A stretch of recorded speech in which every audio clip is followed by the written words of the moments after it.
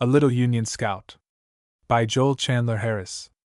A young lady, just returned from college, was making a still hunt in the house for old things, old furniture, old china, and old books. She had a craze for the antique, and the older things were the more precious they were in her eyes. Among other things she found an old scrapbook that her mother and I thought was safe under lock and key.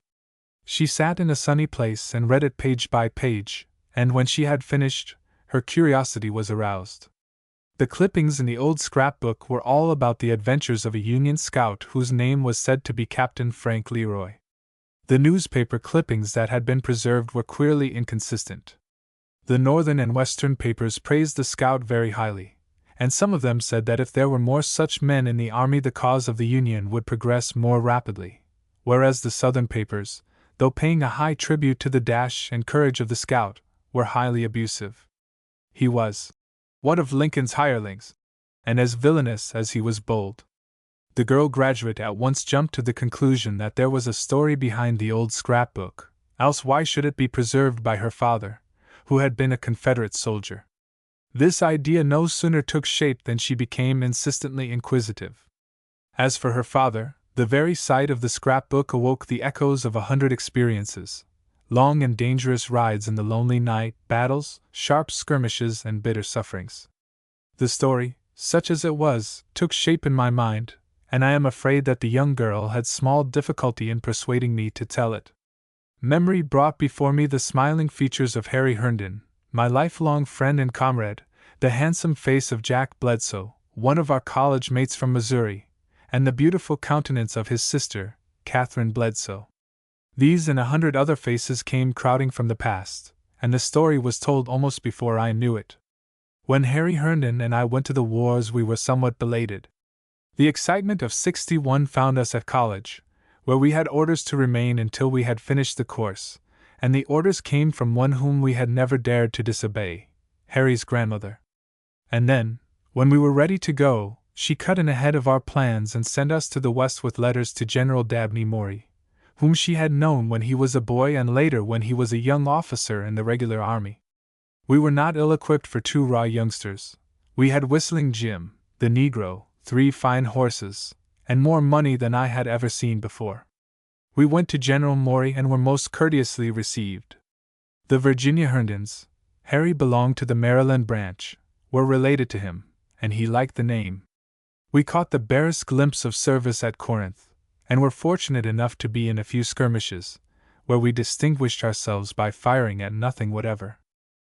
In the course of a few weeks General Maury was made commander of the Department of the Gulf, with headquarters at Mobile, where we saw service as clerks and accountants.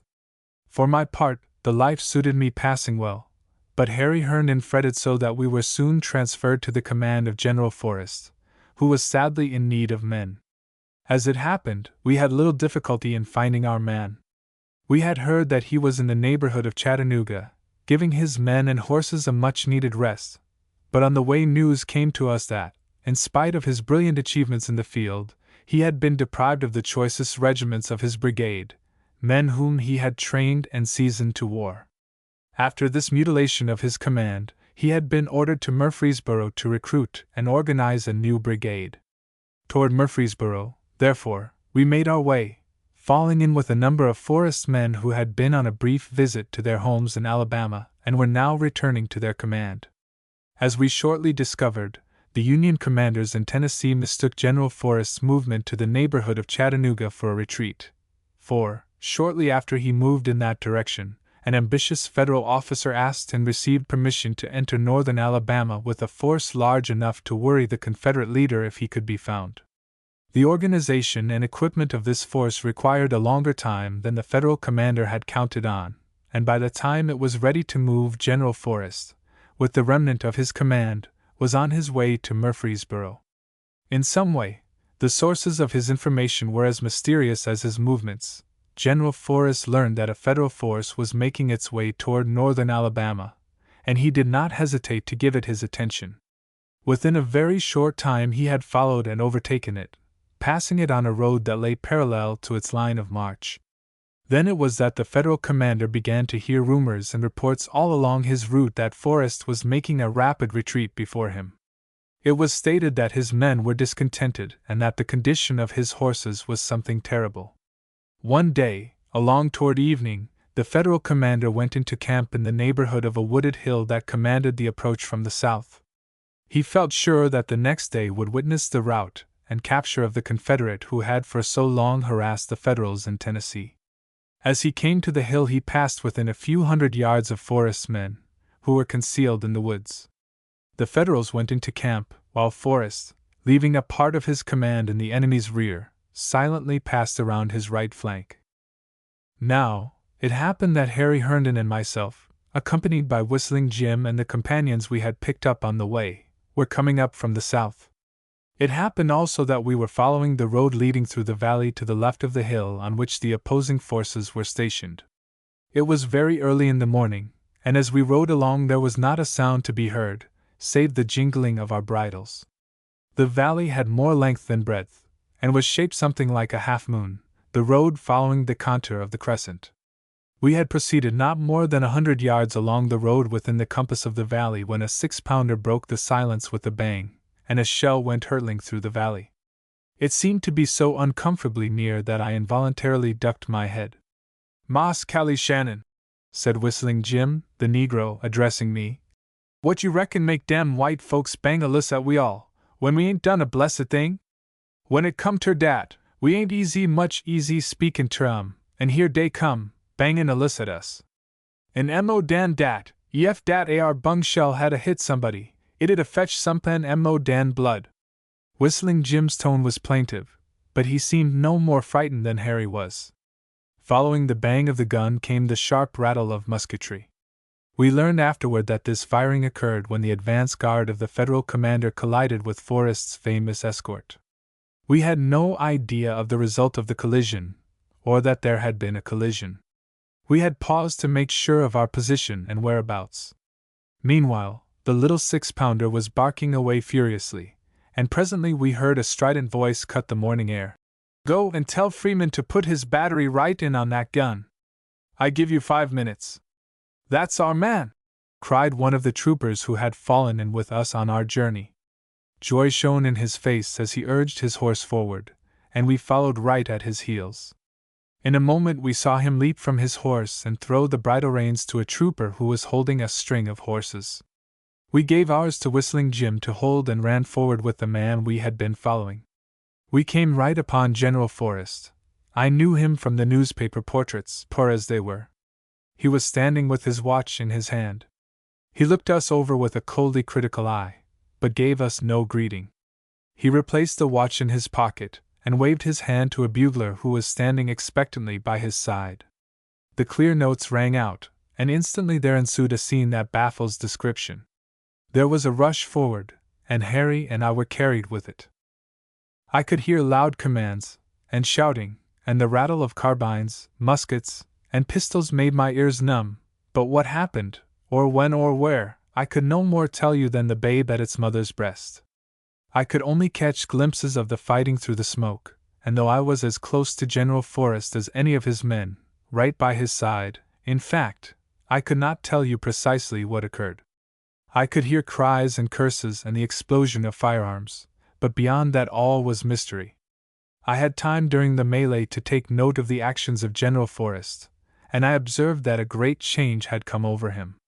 His face, which was almost as dark as an Indian's when in perfect repose, was now inflamed with passion and almost purple. The veins on his neck stood out as though they were on the point of bursting, and his blazing eyes were bloodshot.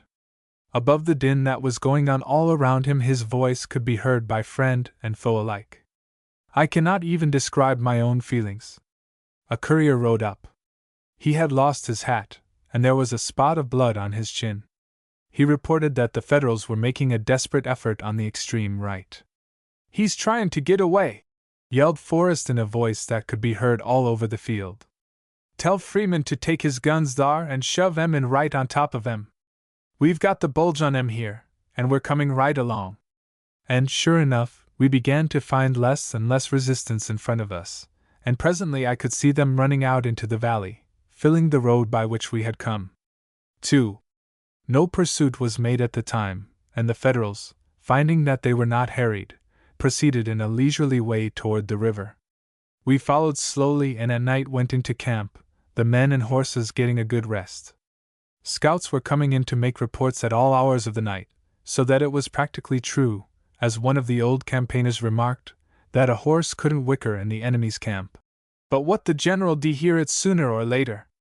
Early the next morning we were on the road, and I had time for reflecting that, after all, war was not a matter of flags and music. The general was very considerate, however, a fact that was due to a letter that General Maury had entrusted to Harry Herndon's care. We were permitted to ride as temporary additions to General Forrest's escort, and he seemed to single us out from among the rest with various little courtesies, which I imagined was something unusual. He was somewhat inquisitive about Whistling Jim, Harry's body servant, who he thought was a little too free and easy with white men. But he seemed satisfied when Harry told him that the Negro's forebears for many generations back had belonged to the Herndons. We halted for a light dinner, and when we had finished General Forrest made a careful inspection of his men as they filed into the road. We had gone but a few miles when we came to a point where the roads forked. On one he sent a regiment, with Freeman's battery, with instructions to reach the river ahead of the Federals and hold the ford at all hazards until the main body could come up. This done, we swung into the road that had been taken by the Federals and went forward at a somewhat brisker pace. "I'm going to give your nigger the chance of his life," remarked General Forrest somewhat grimly. "And he'll either fling up his hands and go to the Yankees, or he'll take to the woods." "He may do one or the other," replied Harry. "But if he does either, I'll be very much surprised." General Forrest laughed. He was evidently very sure that a Negro would never stand up before gunfire. A scout came up to report that the Federals were moving much more rapidly than they had moved in the morning. "I reckon he's got wind of the column on the other road," the general commented. "I allowed he'd hear of it. He's a mighty smart man, and he's got as good men as can be found, Western fellows. If he had known the number of my men in the woods back yender, he'd a whipped me out of my boots." And then his eye fell again on Whistling Jim, who was laughing and joking with some of the troopers. He called to the Negro in stern tones, and ordered him to ride close to his young master. "We are going to have a little scrimmage pretty soon, and a nigger that's any account ought to be right where he can help his master if he gets hurt." Whistling Jim's face, which had grown very serious when he heard his name called by the stern commander, suddenly cleared up and became illuminated by a broad grin. "You hear dat, Moss Harry?" he exclaimed. "I'm gwinin' right behind you." He reflected a moment, and then uttered an exclamation of, "Well, Sue!" About 4 o'clock in the afternoon the troopers under General Forrest came in contact with Federals. This was in the nature of a surprise to the Union commander, for there were persistent reports that Forrest had passed on the other road, with the evident intention of harrying the Federals at a point where they had no intention of crossing.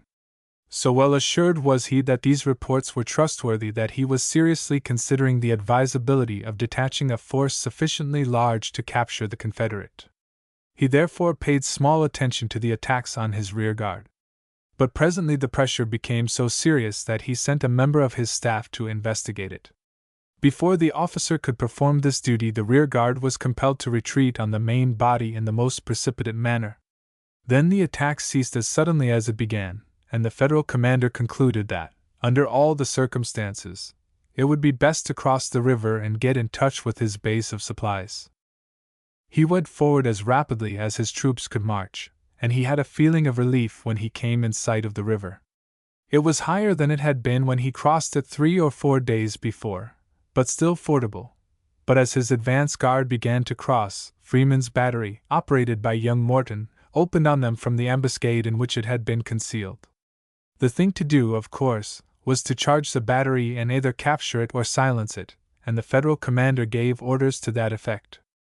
But Forrest, looking at the matter from a diametrically opposite point of view, knew that the thing to do was to prevent the capture of the battery, and so he increased the pressure upon the Federal rear to such an extent that his opponent had no time to attend to the Confederate battery. The Union commander was a very able man and had established a reputation as a good fighter. So now, With perfect coolness, he managed to present a very strong front where the rear had been, and he made desperate efforts to protect his flank. But he was too late. Forrest said afterward that it was as pretty a move as he had ever seen, and that if it had been made 5 minutes sooner it would probably have saved the day. Just as the movement was about to be completed, it was rendered useless by the charge of Forrest's escort, a picked body of men, led by the general in person.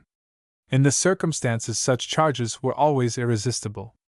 Before the Federals could recover, the Confederate general, by means of a movement so sudden that no commander could have foreseen it, joined his force with that which was supporting Freeman's battery and charged all along the line, bringing the 8 and 12-pounders right to the front.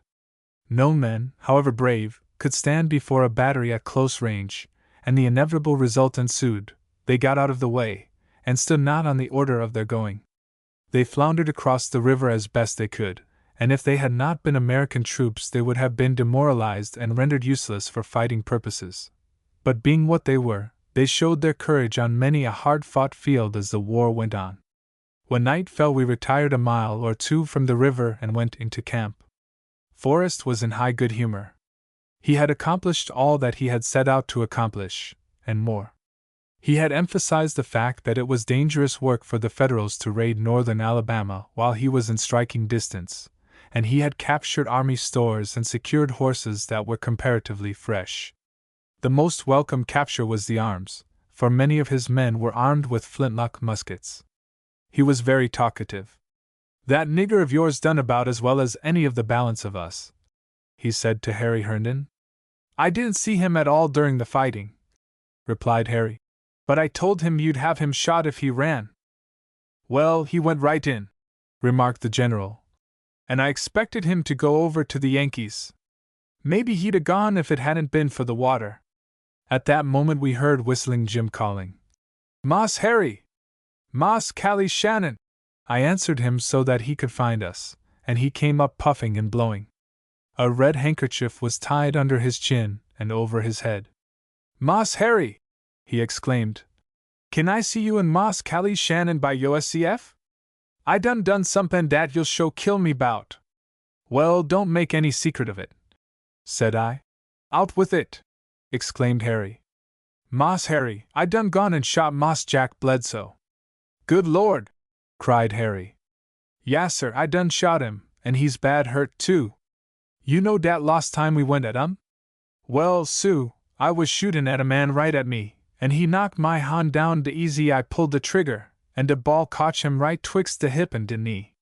He call me by my name, and den it come over me dat we done got mix up in dis shuffle and dat I was shootin' at you. But 'twas Moss Jack Bledsoe. I knowed him time I look at him good. Good heavens! Is he dead?" inquired Harry, his voice shaking a little in spite of himself. "He ain't dead yet, Sue," replied Whistling Jim. "I got down off in my hoss and pick him up and take him out er de path for de Rucus, and den when you all done de easy much shootin' and killin' easy you wanter, I went back and put him on my hoss and tuck him ter dat little house by de river. Dey's a white lady dar, and she say she'll take keer on him twell somebody come. Does you reckon any er his side gwinneter come back atter him, Moss Harry? Cause ef dey don't, I dunner what de name er goodness he gwinneter do. Dar he is, and dar he'll lay. I'm done sick war ef you call dis war, you hear me?" Harry said nothing, but I knew he was thinking of the fair Catherine, Jack's sister, and wondering if he would ever be to her what she was to him. He had his face in his hands, and appeared ready to give way to grief. General Forrest turned to an orderly. "Go fetch Grissom here, tell him to come right away." The surgeon soon came. General Forrest told Whistling Jim to lead the way, and we were soon riding through the night in the direction of the river. 3. A fine mist was falling, and the night was so dark that we would never have found our way but for a small dog whose inhospitable bark directed us to the cabin. The dog was so disturbed by our approach that a woman opened the door to see what the trouble could be. We found Jack Bledsoe on a pallet, and saw at a glance that the woman had administered such remedies as common sense and experience had taught her would allay the fever of a wound. He recognized us at once, and Harry could hardly keep back his tears when he saw his college chum lying helpless on the floor.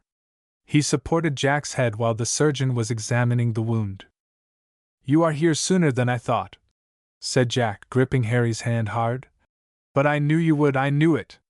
And there is Carol Shannon," he went on, holding out a hand to me. "You never were very fond of me, Carol, but I always liked you." I hardly knew what to say, and therefore I said nothing. I could only take his hand in mine and give him a grip that would tell him more than words could tell. "Don't worry, old fellow," Jack continued, observing the expression of grief and anxiety in Harry Hernan's countenance. "It's all owing to the way the cards fall. Some day your turn may come, and then I hope I'll be able to go to you." His eyes were unnaturally bright, and his lips trembled with suppressed emotion. The tension was relieved by the woman, who looked at both the young fellows, and then turned to the surgeon and asked almost unconcernedly, "Ain't war a hell of a thing?" It was the surgeon who responded. "It would be hard to find a better definition, ma'am. I've saw lots wuss than this," she remarked, as if she would thus find excuse for her sudden use of an expression that is rarely heard on the lips of a woman. "Why, yes, ma'am, a great deal worse. This is not a bad case at all. No great damage has been done. He will be lame for some weeks, perhaps for a longer time. The ball struck the bone, glanced, and is now close to the surface." In a few moments he had deftly extracted it, and the wounded man seemed to be greatly relieved. Medicine, strange to say, had been declared a contraband of war by the Federals, and the surgeon could spare but a driblet of quinine from his small supply, but he left some, and gave various directions with respect to the possible symptoms that might arise. Just then the woman's husband entered the door. He was an emaciated, unkempt man, whose movements were in strange contrast with his appearance. He was one of the most trustworthy of General Forrest's scouts, but neither betrayed the fact that he knew the other. On the contrary, the man was both angry and rude. "What did I tell you, Rhodey?" he exclaimed, turning to his wife. "I knowed they'd crowd us out en house and home ef they got a chance. I could 'a' took oath to it. Cuss 'em, and contrive 'em, both sides on 'em, all unsimilar. They'd as lief make a hoss stable out in the house as not, and I built it wy my 2 hons. "And what ef you did?" inquired the woman with some show of spirit. "Hit ain't sech a beauty that you kin brag on it. And who made your 2 hons? You made 'em, I reckon, and nobody else could 'a' done it." The man made a gesture as though he could in that way weaken the force of the woman's words, and he evidently knew when to speak, for he said no more. On the contrary, sympathy shone in his eyes when he looked at the wounded man. "Don't you worry, Bill. Ef there's any worryin' to be done, leave it to me. It takes a man to know how to worry right, and everything oughter be done right." "Can you get a boat across the river?" inquired General Forrest, turning to the man. He was somewhat doubtful until he caught the general's eye, and then he thought that nothing would be easier. "Well," said the general, "go across and tell the Yankees that there's a wounded officer at your house and that he needs attention. Tell them that General Forrest says they can get him whenever they send after him." "Is this General Forrest?" inquired Jack Bledsoe. "General, I hardly know how to thank you. I had just been dreaming of prison." The general made a deprecatory gesture, and was on the point of saying something, when the man of the house spoke up. "Yef, you're General Forrest," he said. "You'll be more than pleased to know that the Yankees ain't never took time for to cook supper. After they hit the furder bank they jest kep on humpin', and I don't blame 'em myself, becase 'twas the only way wet men could keep warm. It's up to you, Herndon, he's your prisoner. He ought to be in a hospital where he could be looked after, but I reckon he'll have to stay where he is for a while." "He won't put me out of my ef he stays," said the woman. "He'll be company fair me when Bill is perutin roon dot." General Forrest gave us permission to remain where we were for the night. "We move at 5, said he. "Bill here will put you across and show you which way to go when he has found your horses for you." Just how Bill would do that was a mystery, but we asked no questions. We called for Whistling Jim when General Forrest had gone, but he was nowhere to be found. He had shown us the way to the cabin and then disappeared. I judged that he was afraid Jack Bledsoe would upbraid him, or that Harry would give him a scolding, but whatever his reasons, he disappeared when we went in the cabin, and we saw him no more till the next morning. Harry and Jack talked of old times until the woman was compelled to warn the wounded man that it would be worse for him if he excited himself. But he talked away in spite of the warning. He talked of his sister Catherine, much to Harry's delight, and told of his own sweetheart in Missouri. His colonel, he said, was very fond of Catherine, but he declared that Kate still thought of Harry, whereupon the young fellow blushed and looked as silly as a schoolgirl. Tom Ryder was the colonel's name, and he had a sister Lucy. Miss Lucy was Jack's choice out of 1,000, he said. The main trouble with Jack was that his sweetheart's sister, Jane Ryder, didn't like him, and so forth and so on, till I nodded where I sat, and dreamed of Catherine and Jane and Lucy Ryder, until someone took me by the arm and told me that it was time to be up and going. We delayed our departure on one excuse and another, until finally Bill, who was to be our guide, grew irritable, and even then we made a further delay while Jack penciled a note to his colonel, which Harry was to take charge of as long as there was danger of his capture by roving bands of Federals, and then it was to be given to the guide, who thought he could ensure its delivery. When we were ready, and could invent no further excuse, Harry turned to Jack. "The war doesn't touch us, dear boy. Goodbye, and don't fail to put in a good word for me when you go home." Jack Bledsoe's face brightened up. "That's so!" he exclaimed. "I can go home now." "Well, you may depend on me, Harry, but the 2 Miss Ryders are all the other way, and I'll be between 2 fires.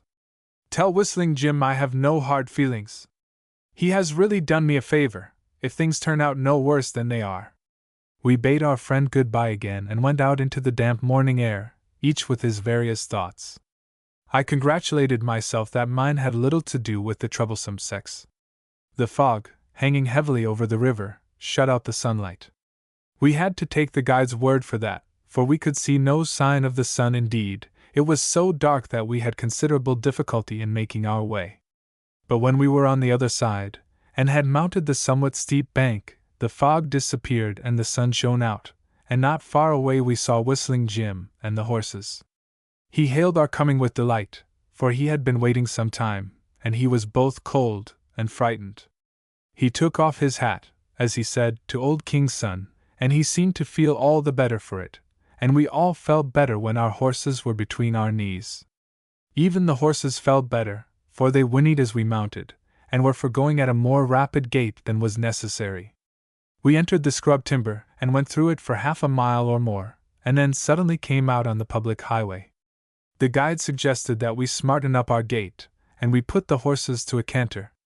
I thought surely that the man would give out, but he merely caught hold of my stirrup to help him along, and when we came to a crossroad, and halted at his suggestion, he showed as little fatigue as the horses, this man who seemed too frail to walk a mile.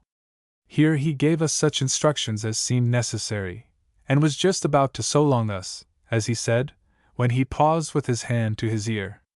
"I'll be whopped," he exclaimed, "Yef I don't hear buggy wheels, and they're comin' right this way."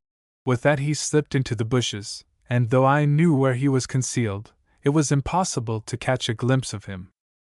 There was a bend in the road about 1/4 of a mile ahead of us, and we waited expectantly, while Whistling Jim, with a cunning for which I did not give him credit, pretended to be fixing his saddle girth. As we waited, a top buggy rounded the bend in the road and came bowling toward us. It was surprising to see a buggy, but I was more surprised when its occupant turned out to be a woman in a top buggy, riding between 2 hostile armies. 4. The lady made no pause whatever, and apparently was not at all surprised to find soldiers in the road ahead of her. She was not large, and yet she had a certain dignity of deportment. She was not youthful, either was she old, but she was very grave-looking, as if she had seen trouble or was expecting to see it. Under any other circumstances I should have paid small attention to her, but the situation was such that I was compelled to regard her with both interest and curiosity.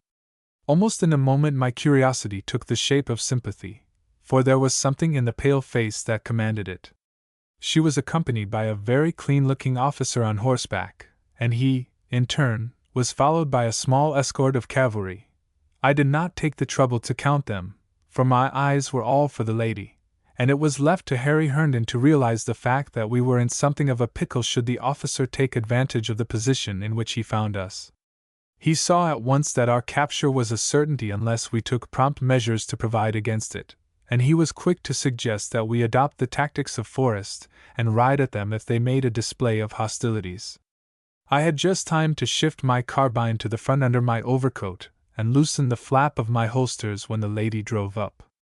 We raised our hats as she came up, and made way for her to pass. But she did nothing of the sort. She brought her horse to a halt. "Good morning," she said, as cool as a cucumber. "You can't deceive us with your blue overcoats. You are both rebels." "Oh, I have heard more of you Southerners than can be found in the newspapers." "I'm sure we had no thought of deceiving you," responded Harry with one of his engaging smiles. "We are from the South, and you are from the North, of course. It may be that we are well met." "Oh, no! Not this time. I have seen prisoners taken before," remarked the lady with a little smile. "Then you'll not flinch to see them taken again," said Harry very boldly. "But I shall regret to put you to any inconvenience." I think the confident air of Harry saved us considerable trouble at the moment, but while he was putting on a bold front and trembling in his shoes, as he told me afterward, I had my eyes on the lady. She looked at me once, and turned her face away, twice, and frowned, thrice, and blushed. "I was afraid at first that you were a prisoner," I remarked in a tone that was intended to be apologetic, but the lady calmly turned her head away and ignored me. "To what command are you attached?" inquired the federal officer, very brusquely. "We are serving under General Forrest," replied Harry. "Why are you so far away from your command?" the officer inquired with real curiosity. His tone was so puzzling that Harry hesitated an instant, but in that instant a detachment of Forrest's troopers came around the bend in the road. "Are we indeed so very far from our command?" I inquired.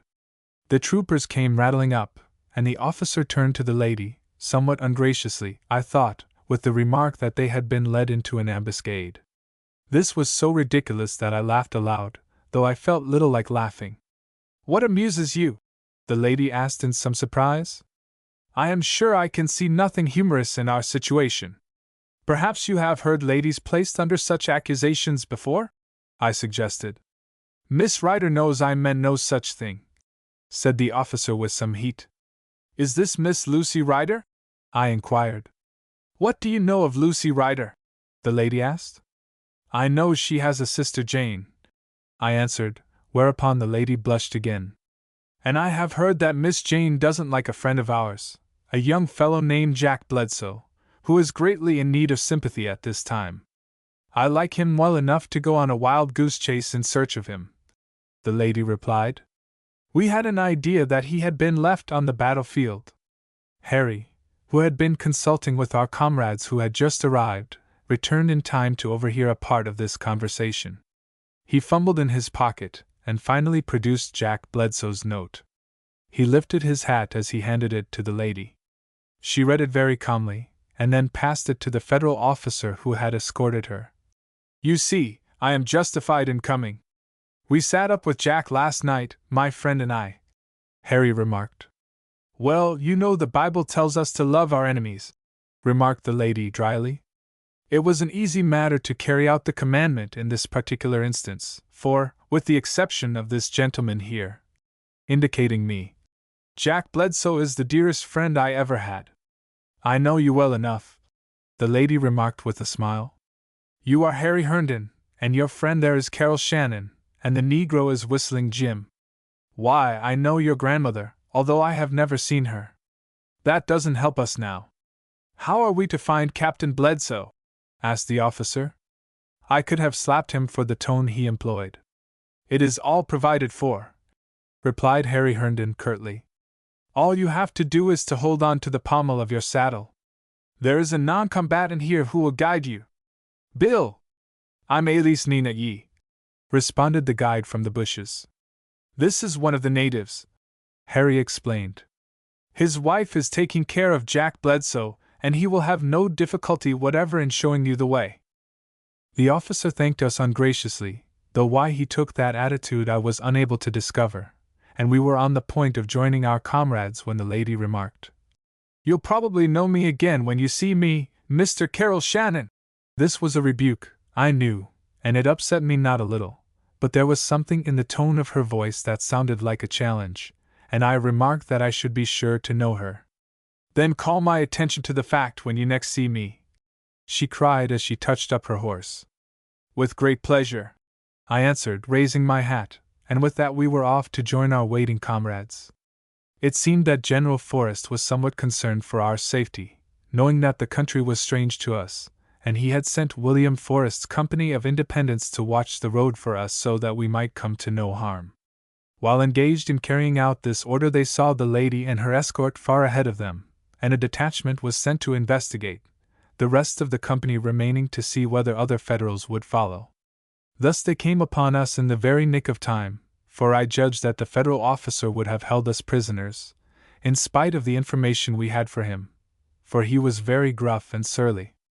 We reached the recruiting camp at Murfreesboro without further incident, and Harry and I soon settled down to the routine of duties that fell to our share.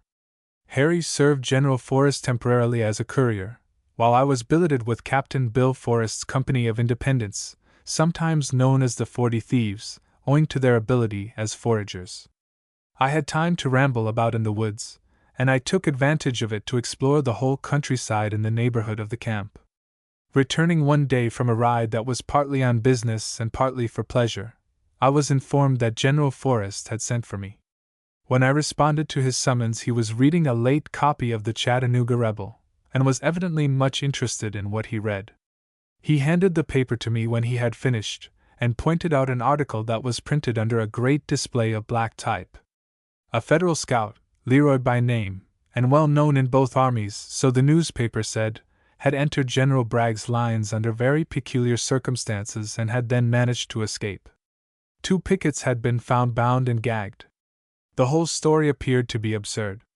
It was stated, among other things, that the scout intended to turn his attention to General Forrest. He directed my eye to this, and said he wanted me to take the matter in hand. I inquired how the correspondent knew the intentions of the scout. "Why, he guessed them," replied General Forrest.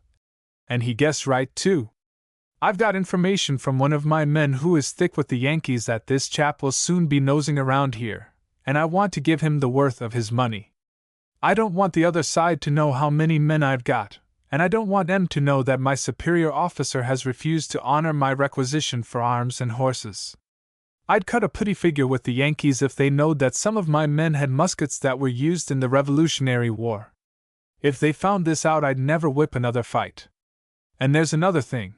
I don't want to have it said that any Yankee scout can stick his nose in my camp and not get it pulled. That's why I sent for you. I want you to catch this fellow and fetch him to me." I tried hard to get out of the difficulty. I protested that I didn't know the scout from a side of sole leather. But the general said that this was one of his reasons for detailing me to perform this duty. He said he would have given it to Jasper Goodrum, of the Independents, but everybody in Tennessee knew Goodrum. "He was born and raised around here," the general said, "and he's got a tongue like a bell clapper. Now, you're not much of a talker, and your face gives you the look of a big baby that has got out of its mammy's yard and don't know how to get back." I suppose I must have turned red under this backhanded compliment, for he went on, "I wish I had 1,000 like you. I watched you that day on the hill and at the river, and you may put it down that I'll trust you anywhere." I tried to thank the general for his confidence, but he stayed me by a gesture. He settled all the details that could be thought of beforehand, and, as I turned to go, he rose from his chair and followed me to the door. "If you have to shoot that fellow," he said, "do it and don't wait too long before you do it, and if you have to shoot 2 or 3 men, don't let that stand in your way, charge him up to me.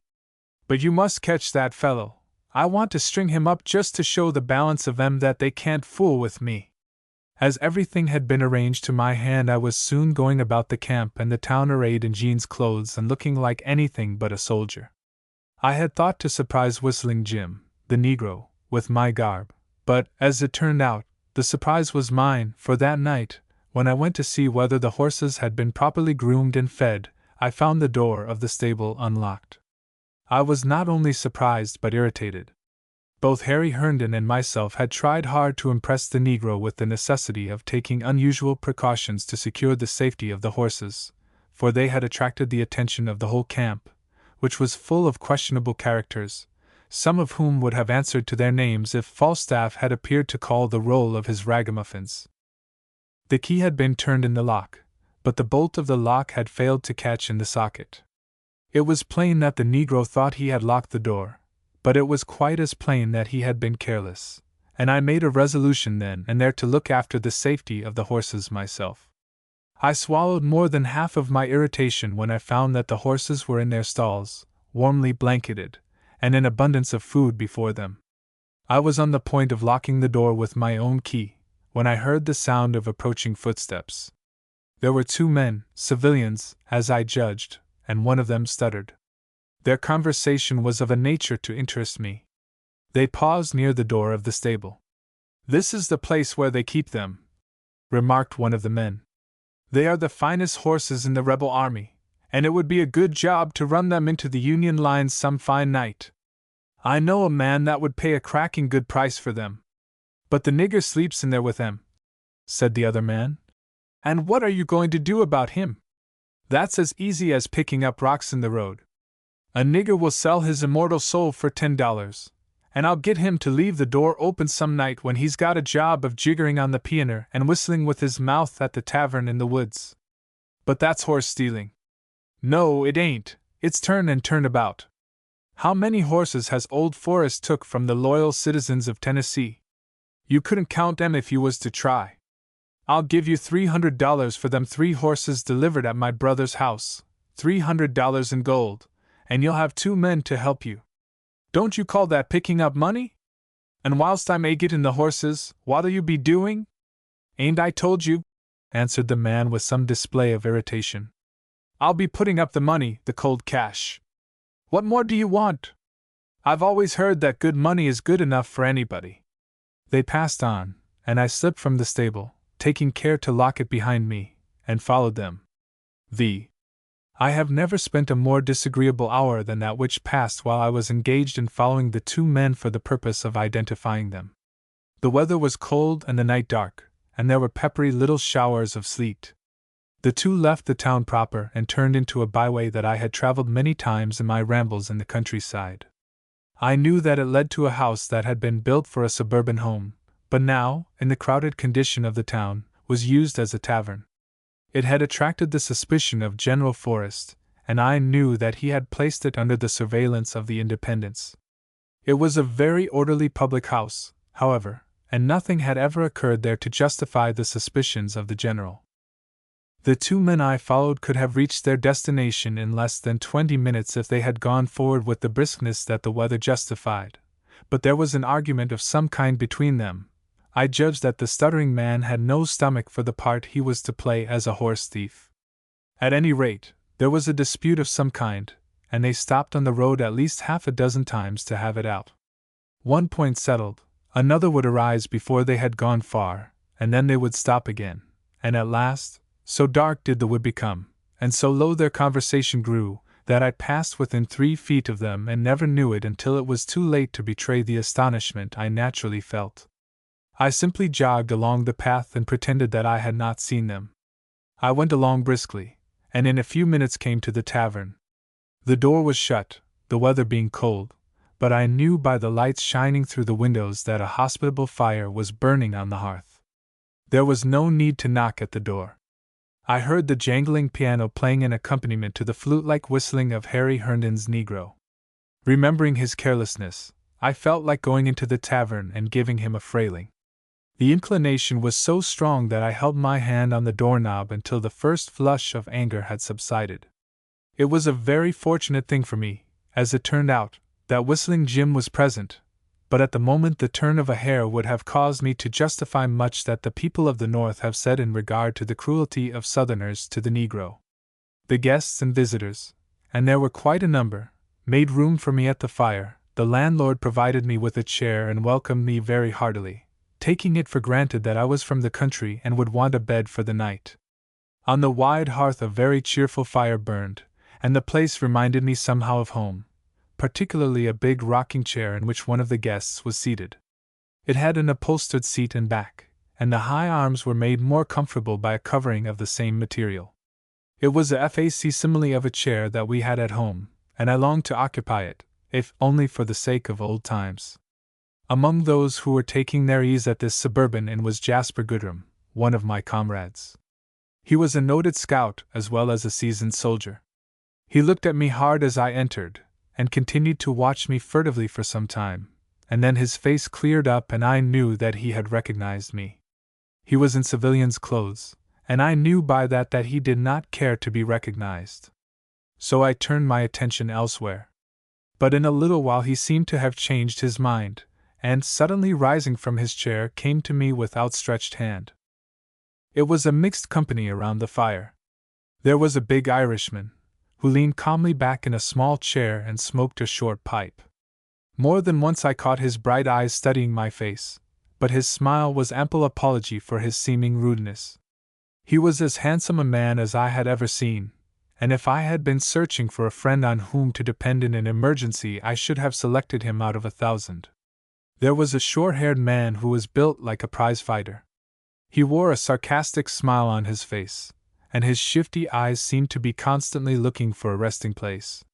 He had a thick neck and jaw like a bulldog. I marked him down in my mental notebook as dangerous. There was a tall and pious-looking man, and 2 or 3 civilians who had no particular points about them, and then there was a burly man, who sat with his hands in his pockets and did nothing but chew tobacco and gaze in the fire, uttering not one word until some of the company fell to discussing Captain Leroy, the famous Union scout. When Lyra's name was mentioned, the burly man was quick to join in the conversation. "There ain't a word of truth in all this stuff you hear about Leroy," he said, and his manner was more emphatic than the occasion seemed to demand. "He's in the newspapers, and he ain't anywhere else on top of the ground. I know what I'm talking about. Leroy is the invention of Frank Paul, of the Chattanooga Rebel. He as good as told me so. He said that when he wanted to stir up talk and create a sensation he had something written about this Captain Frank Leroy. He's a paper man and he's able to do anything the newspapers want done." "You talk like you had gray hair," said the man that looked like a prize fighter. "But you're giving away a mighty big secret.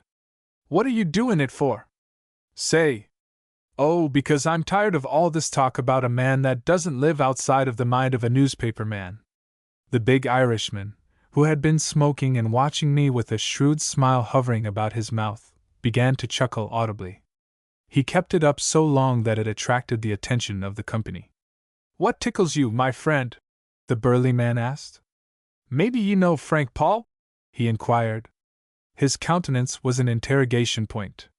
The man answered somewhat sullenly in the affirmative. "Is there any resemblance between him and me?" "Not the slightest in the world," the man answered. "Then ye'd have a quarrel wid his wife and she'd have all the advantages," said the Irishman with a laugh. "Far no longer than the last time I was at Chattanooga, Mrs. Paul says, 'It's a good thing, Mr. O'Halloran,' she says, 'that ye're a hair's breadth taller than me beloved husband,' she says, 'or I'd niver tell ye apart. Only the sharp eyes av a wife or a mither,' she says, 'could pick out me husband if he stood by your side,' she says." "I must say," remarked the pious-looking man, "that you gentlemen were never more mistaken in your lives when you hint that there is no such person as Frank Leroy. I knew him when he was a boy, a beardless boy, as you may say. In fact, his father was my next-door neighbor in Knoxville, and I used to see Frank reading old Brownlow's paper." "Don't think you," replied the Irishman, and with that all joined in the conversation, and I heard more of the perilous adventures and hairbreadth escapes of Captain Frank Leroy than you could put in a book. It seemed that his identity was a mystery, but he was none the less a hero in men's minds because his very existence had been called in question, for people will hug delusions to their bosoms in the face of religion itself, as we all know. The door of an inner room was open, and I could hear a conversation going on. One of the participants was the stuttering man, whose voice I had heard before the stable door, and at a moment when I thought that my movements would attract no attention I took advantage of the freedom of a public house and sauntered aimlessly into the room as if I had no particular business there. I saw with surprise that the chap who had proposed to steal the horses was one of the merchants of the town at whose store I had occasionally traded. In the far end of the room, reading a newspaper by the light of a small fire, sat a slip of a youth. He wore a military cloak that covered his figure from his neck to his top boots. I saw that he was not so absorbed in the paper that he failed to make a note of my presence in the room, and he shifted himself around in his chair so that he could get a better view of me, and still leave his face in the shadow. Near him sat a motherly-looking woman of 50. She was well preserved for her age, and wore a smile on her face that was good to look at. The youngster said something to her in a low tone, and she immediately turned her attention to me.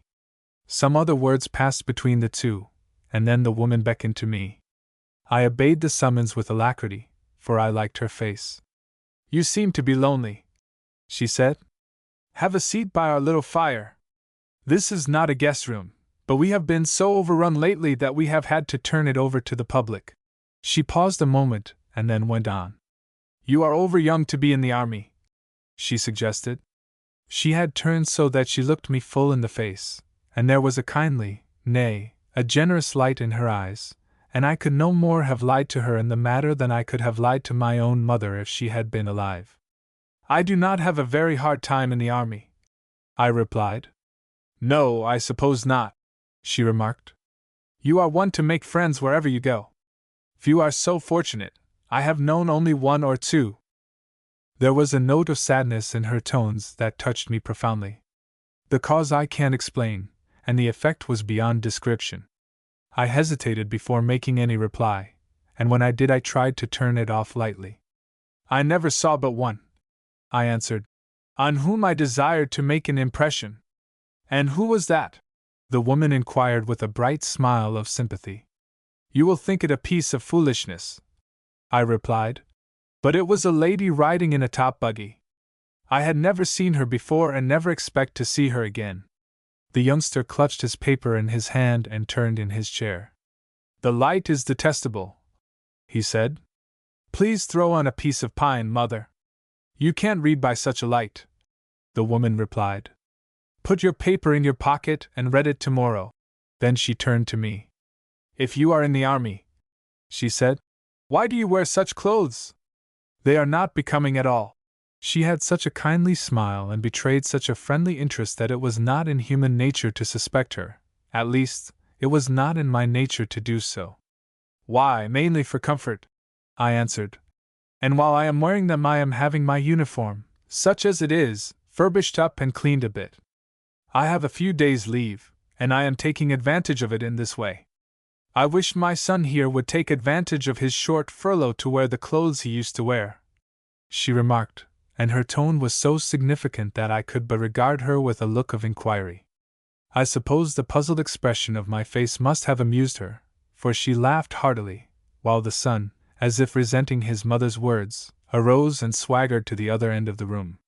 We had more conversation, and then I returned to the public room.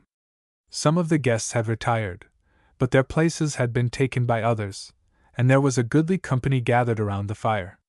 I found the big armchair unoccupied, and seating myself on its comfortable cushion, soon forgot the wonder I had felt that the woman in the next room had known me for a soldier. I had accomplished one thing, the identification of the prospective horse thief, and I satisfied myself with that. As for Leroy, I knew I should have to trust to some stroke of good fortune. The comfort of the rocker appealed to me, and with my hands on its arms, I leaned back and, in spite of the talking all around me, was soon lost in reflection. Through long usage the upholstering on the arms of the chair had become worn, and in places the tufts of moss or horsehair were showing. I fell to fingering these with the same impulse of thoughtlessness that induces people to bite their fingernails. Suddenly I felt my finger in contact with a small roll of paper that had been carefully pushed under the leather, and then I remembered that the last occupant of the chair was the short-haired man, the man who had the general appearance of a prize-fighter. Now, it had occurred to me in a dim way that this man might be identical with Leroy, and I suspected that he had left in the chair a communication for some of his accomplices. I determined to transfer the roll of paper to my pocket and examine it at my leisure. But no sooner had I come to this determination than I imagined that every person in the room had his eyes fixed on me. And then the problem, if you can call it so, was solved for me. A stranger who had evidently arrived while I was in the next room appeared to be regarding Whistling Jim with some curiosity, and presently spoke to him, inquiring if he was the Negro that played on the piano. Whistler replied that he could sorter play. "If you are Whistling Jim," I said, "play us a plantation tune. I heard a man say the other day that the finest tune he ever heard was one you played for him. It was something about my gal's sweet." The Negro looked at me hard, but something in my countenance must have conveyed a warning to him. "I 'member de man, Sue. He say he was fum Cincinnati, and he gun me a $5 bill, a green one." Without more ado, he went to the piano and plunged into the heartbreaking melody of "Yo gal's a neat gal, but my gal's sweet. Sweet a little, sweet, sweet, sweet.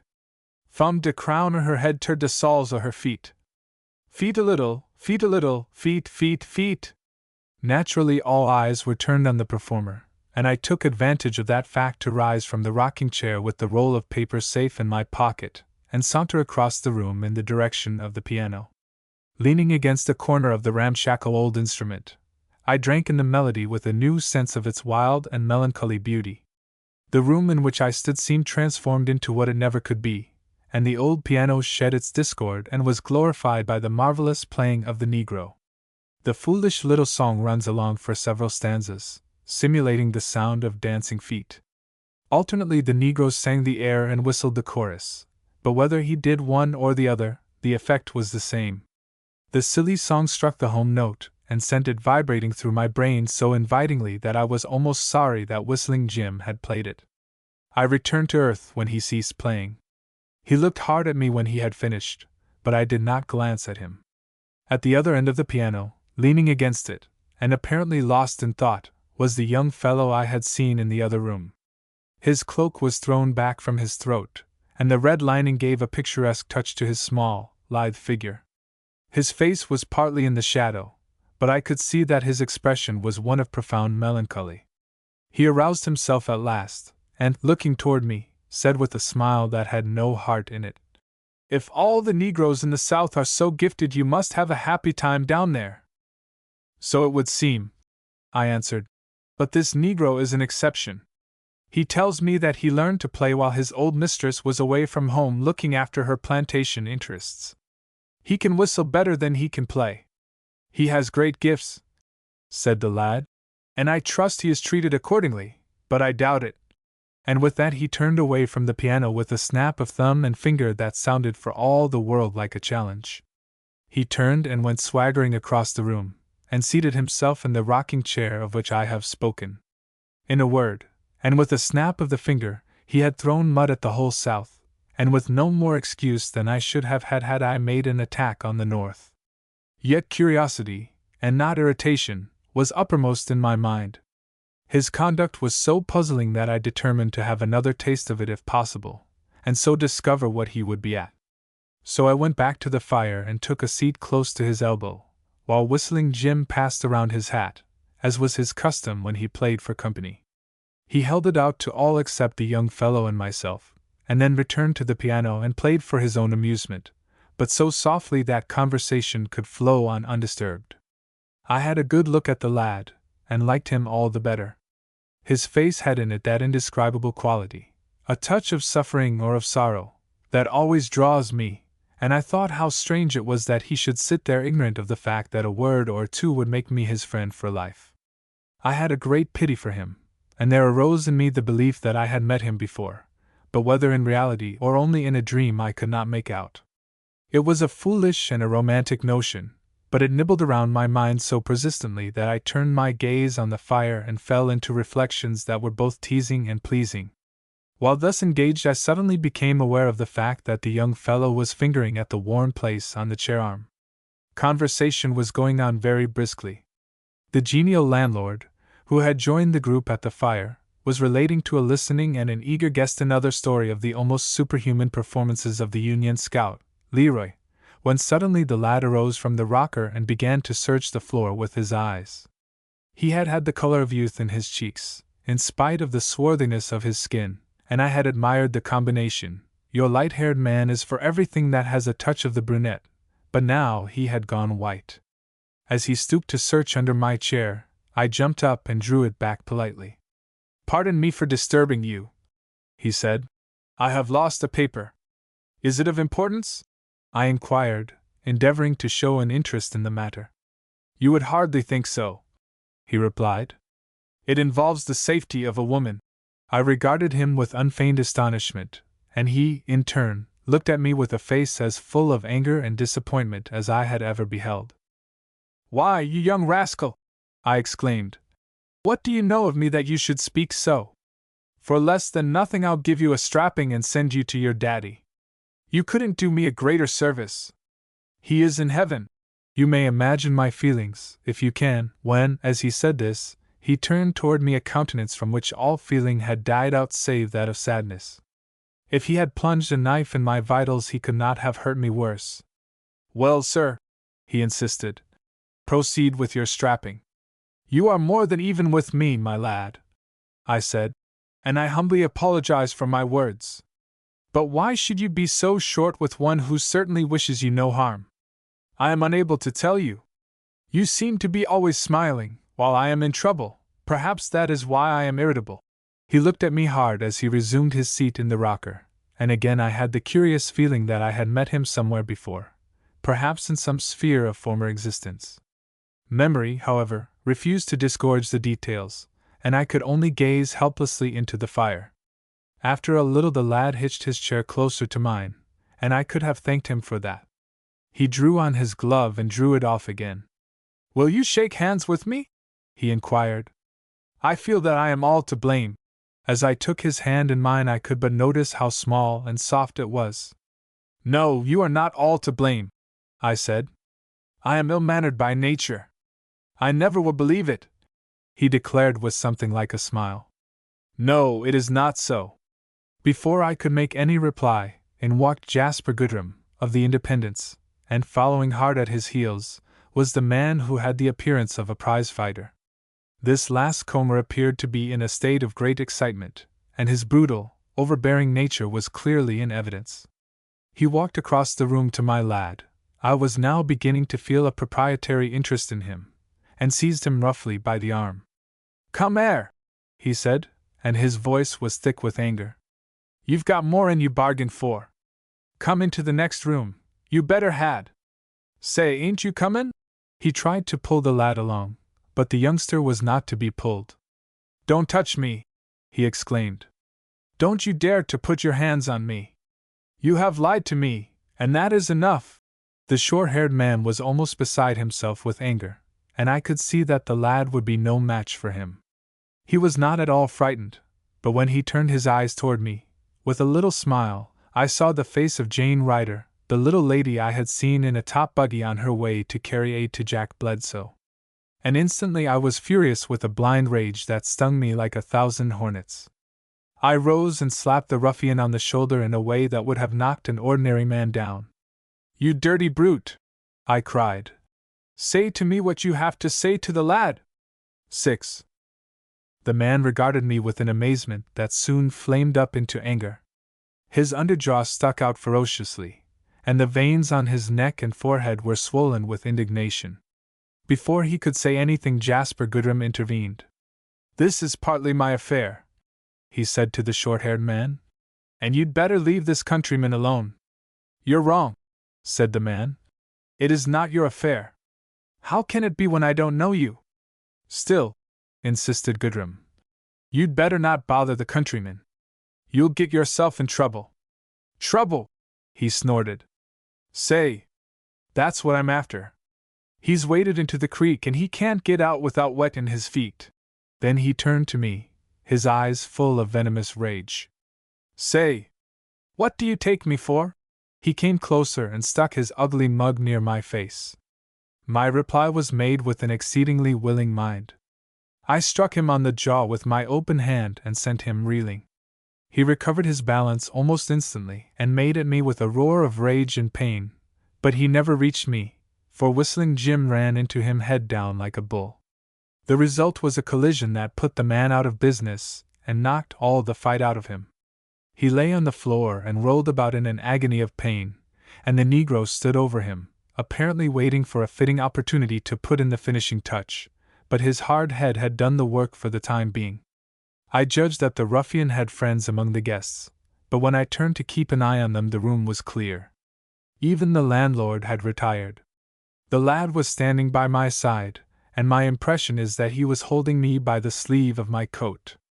I turned to him, and I was more certain than ever that he was either Jane Ryder or her brother. But it was only when she spoke again that I was sure, for not even a twin brother could simulate that round and singularly mellow voice. "I am afraid you have made matters somewhat hard for me," she said somewhat sadly. "And heaven knows that I have had trouble enough for one night." "Well, you will have no more trouble here, at any rate," I said. "I'd feel easier if I were sure of that," she remarked. "Be assured," I answered. "When I leave this house you will go with me. I propose to take you to your friends, if you have any in the neighborhood, otherwise you go with me. You shall not stay here for that ruffian to abuse and misuse you. I'll go with you as far as the door if only to thank you for the unnecessary protection you have given me. There are many things that you do not understand." "And many that I do," I replied as significantly as I dared. "I want no thanks, and you shall not remain in this house tonight. That is settled." She made a bird-like movement with her head and shoulders, looked me up and down, and smiled, but she saw that I was in earnest, and the smile left her face. "Where shall I go?" she asked. "Anywhere but here," I answered. "Anywhere away from that." I pointed to the man on the floor. He had raised himself to a sitting posture, and was rocking himself to and fro with his arms hugging his knees, apparently in great pain. "He is not always as you see him tonight," she insisted. Then she turned to me impulsively. "I'll go with you. I know a house where I have very dear friends. But I must tell my friend here good night, the lady you spoke with." She ran into the inner room, and then I heard her going lightly upstairs. She came down in a moment with color in her face and with some agitation in her manner. She seized me by the sleeve in a way that no man would have thought of, exclaiming, "Let us go at once, come!" Her sudden anxiety to be off took me entirely by surprise. "You have a horse?" I said, hearing the jingling of her spurs. But she declared that her horse was well enough off where he was. "Come," she said, "let us be off." "With all my heart," I replied. I was so highly elated that I forgot for the moment that I was dealing with a woman, and I threw my arm lightly over her shoulder with a gesture of friendliness and protection. She threw it off and shrank from it as if it were a serpent. "What do you mean?" she cried. Her face was red with anger, and her eyes were blazing with scorn. "Don't dare to touch me!" For an instant I knew not what to do or say, and then it suddenly occurred to me that it would be well to hide from her the fact that I knew who she was, and so I made a great pretense of anger. I seized her by the arm. "If you give me another word of your impertinence, I'll carry out my threat of half an hour ago." All the anger died out of her eyes. "You hurt me," she said almost in a whisper. "Oh, pray pardon me, I have traveled far today, and I am weak and nervous. Why did you come here tonight? But for you." She paused and glanced up into my face, and placed her hand on mine. And then I would have known if I had not known before that she was no other than Jane Ryder, the little lady of the top buggy. I looked in her eyes, and they fell, in her face, and it was covered with blushes, and somehow I was happier than I had been in many a long day. "Come," said I with some sternness, and held out my hand to her. Instinctively she seized it, and clung to it as we went out into the night, followed by Whistling Jim. "I have a friend who lives farther up the road," she said. "It is not far, but perhaps it is farther than you care to come, and you have no overcoat." I was not thinking of what she was saying, but of the warm little hand that nestled so confidingly in mine. I knew then, or thought I knew, that this little hand so soft and white, nestling in my big paw like a young bird under its mother's wing, had the power to make or mar my life. But as is ever the way with bird-like things, the hand slipped from its nest and left it empty. She was worrying about the ruffian we had left on the floor. The trouble with him, I said, is that he is selling information to both sides. He is an impostor. I think he is the scout they call Leroy. Whereupon she gave utterance to a laugh so merry that it sounded out of place in the gloomy woods. It brought Whistling Jim alongside to see what the trouble was. He said he thought the young master was crying. She laughed again, and then suddenly paused. We are very near the house, she said, and all who live there are my friends. I shall be perfectly safe there. You have been very kind to me, kinder than you know. We have both seen each other at our very worst. Should we meet again, I hope we shall appear to better advantage. She had entirely recovered her self-possession, but in doing so she forgot the part she was playing, forgot that she was arrayed in the toggery of a man, and was now altogether a woman. I do not remember all that was said, but I tried as hard as I could to conceal from her the fact that I had discovered her sex and her identity. I had not the least desire to humiliate her by airing my penetration. She stood silent for a while, as if in thought, or perhaps she was waiting for me to say farewell. You will do well to go in, I said. The night is cold and damp. The cold and the damp are nothing to me, she replied. I am warm enough. You were speaking a while ago of Frank Leroy. Don't forget that he is the best friend I have in the world except my mother. Good night. She held out her hand, and again it nestled, white and soft and warm, in my great paw, and stayed there a moment. The little hand must have been frightened, for it fluttered slightly and then flew back to its mistress. I said good night, but it was not a very gracious farewell, I am afraid. I knew I had something to say to you, she remarked. In the house there is a young federal officer who was wounded some time ago. He has been in a very bad way, but he is better now.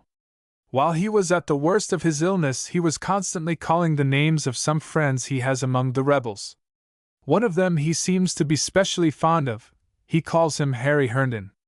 The other he calls Carol Shannon. It may be that you know them. I am acquainted with Herndon, I replied. Shannon I have never met, and I have no desire to meet him.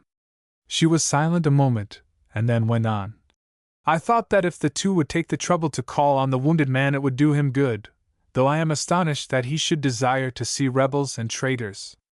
I hate them all without exception, and the more I see of them the more I hate them. The little lady had worked herself into a grand fury against the rebels, and I am sure she believed what she said for the moment. I shall take pleasure in informing Herndon that his friend is here, said I. Shannon, as I have told you, I never met. You are fortunate, she replied. I met him once, and it needed only a glance to tell me what he was. And what was he? I inquired. The matter is not worth speaking of, she said. I have just as much contempt for him as you have. Good night.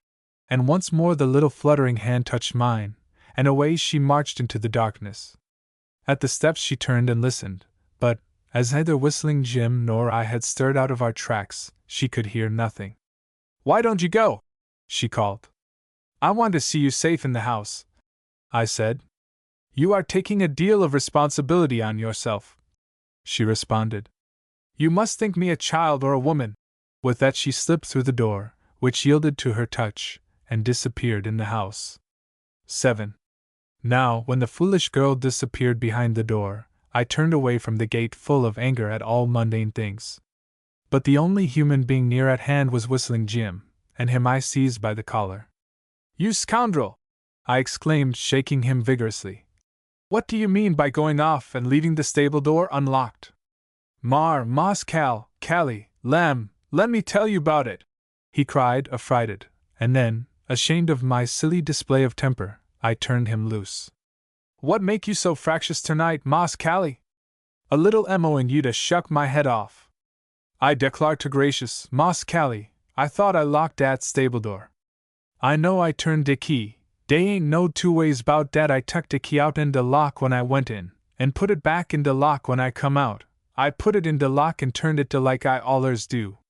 But what you didn't do, said I, now angry with myself, was to make sure that the bolt of the lock had caught.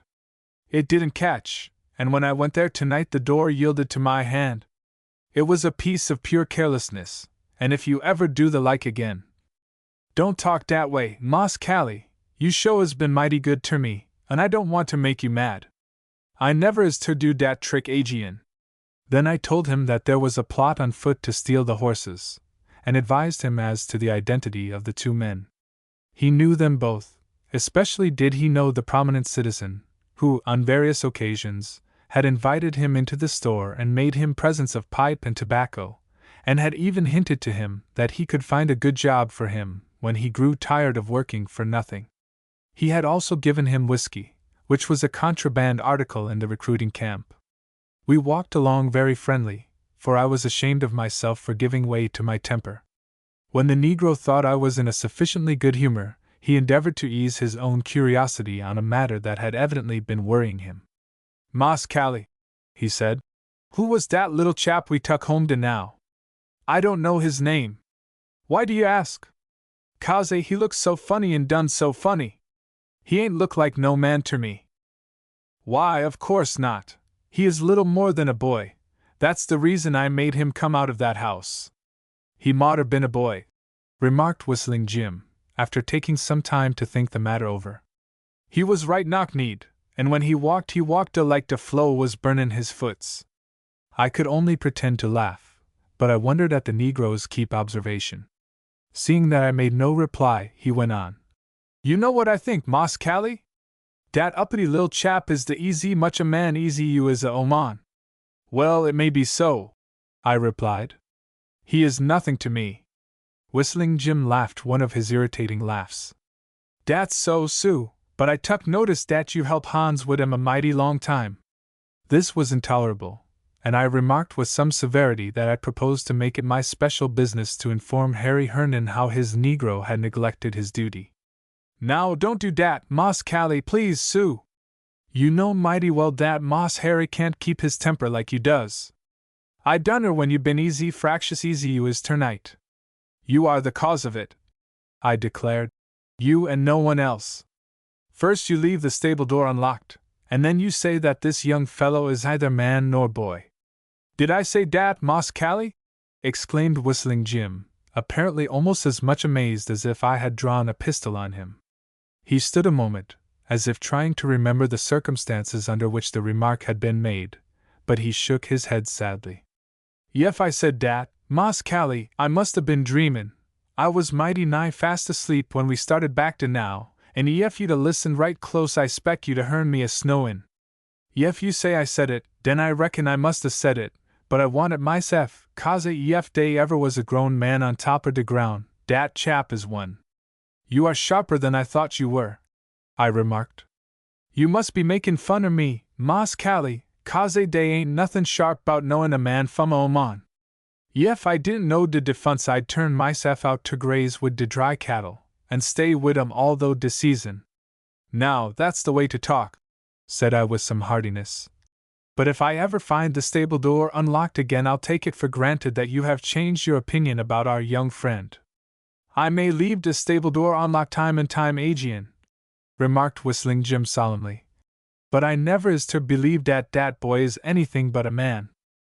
I made haste to inform Harry Herndon that Jack Bledsoe was in the neighborhood, and, as was perfectly natural, he was keen to see him, less for Jack's sake, I imagine, though he loved the young fellow well, than for the sake of having some news of the fair Catherine. As the heaviest part of his work at headquarters was over, and as pretty much everything had depended on the reply to General Forrest's requisition on his superior officer, who, unfortunately, chanced to be General Bragg, for arms and ammunition, Harry had no difficulty in securing leave of absence for the day, and so, when all the arrangements had been made, we set out the next evening for the house where Jack Bledsoe lay.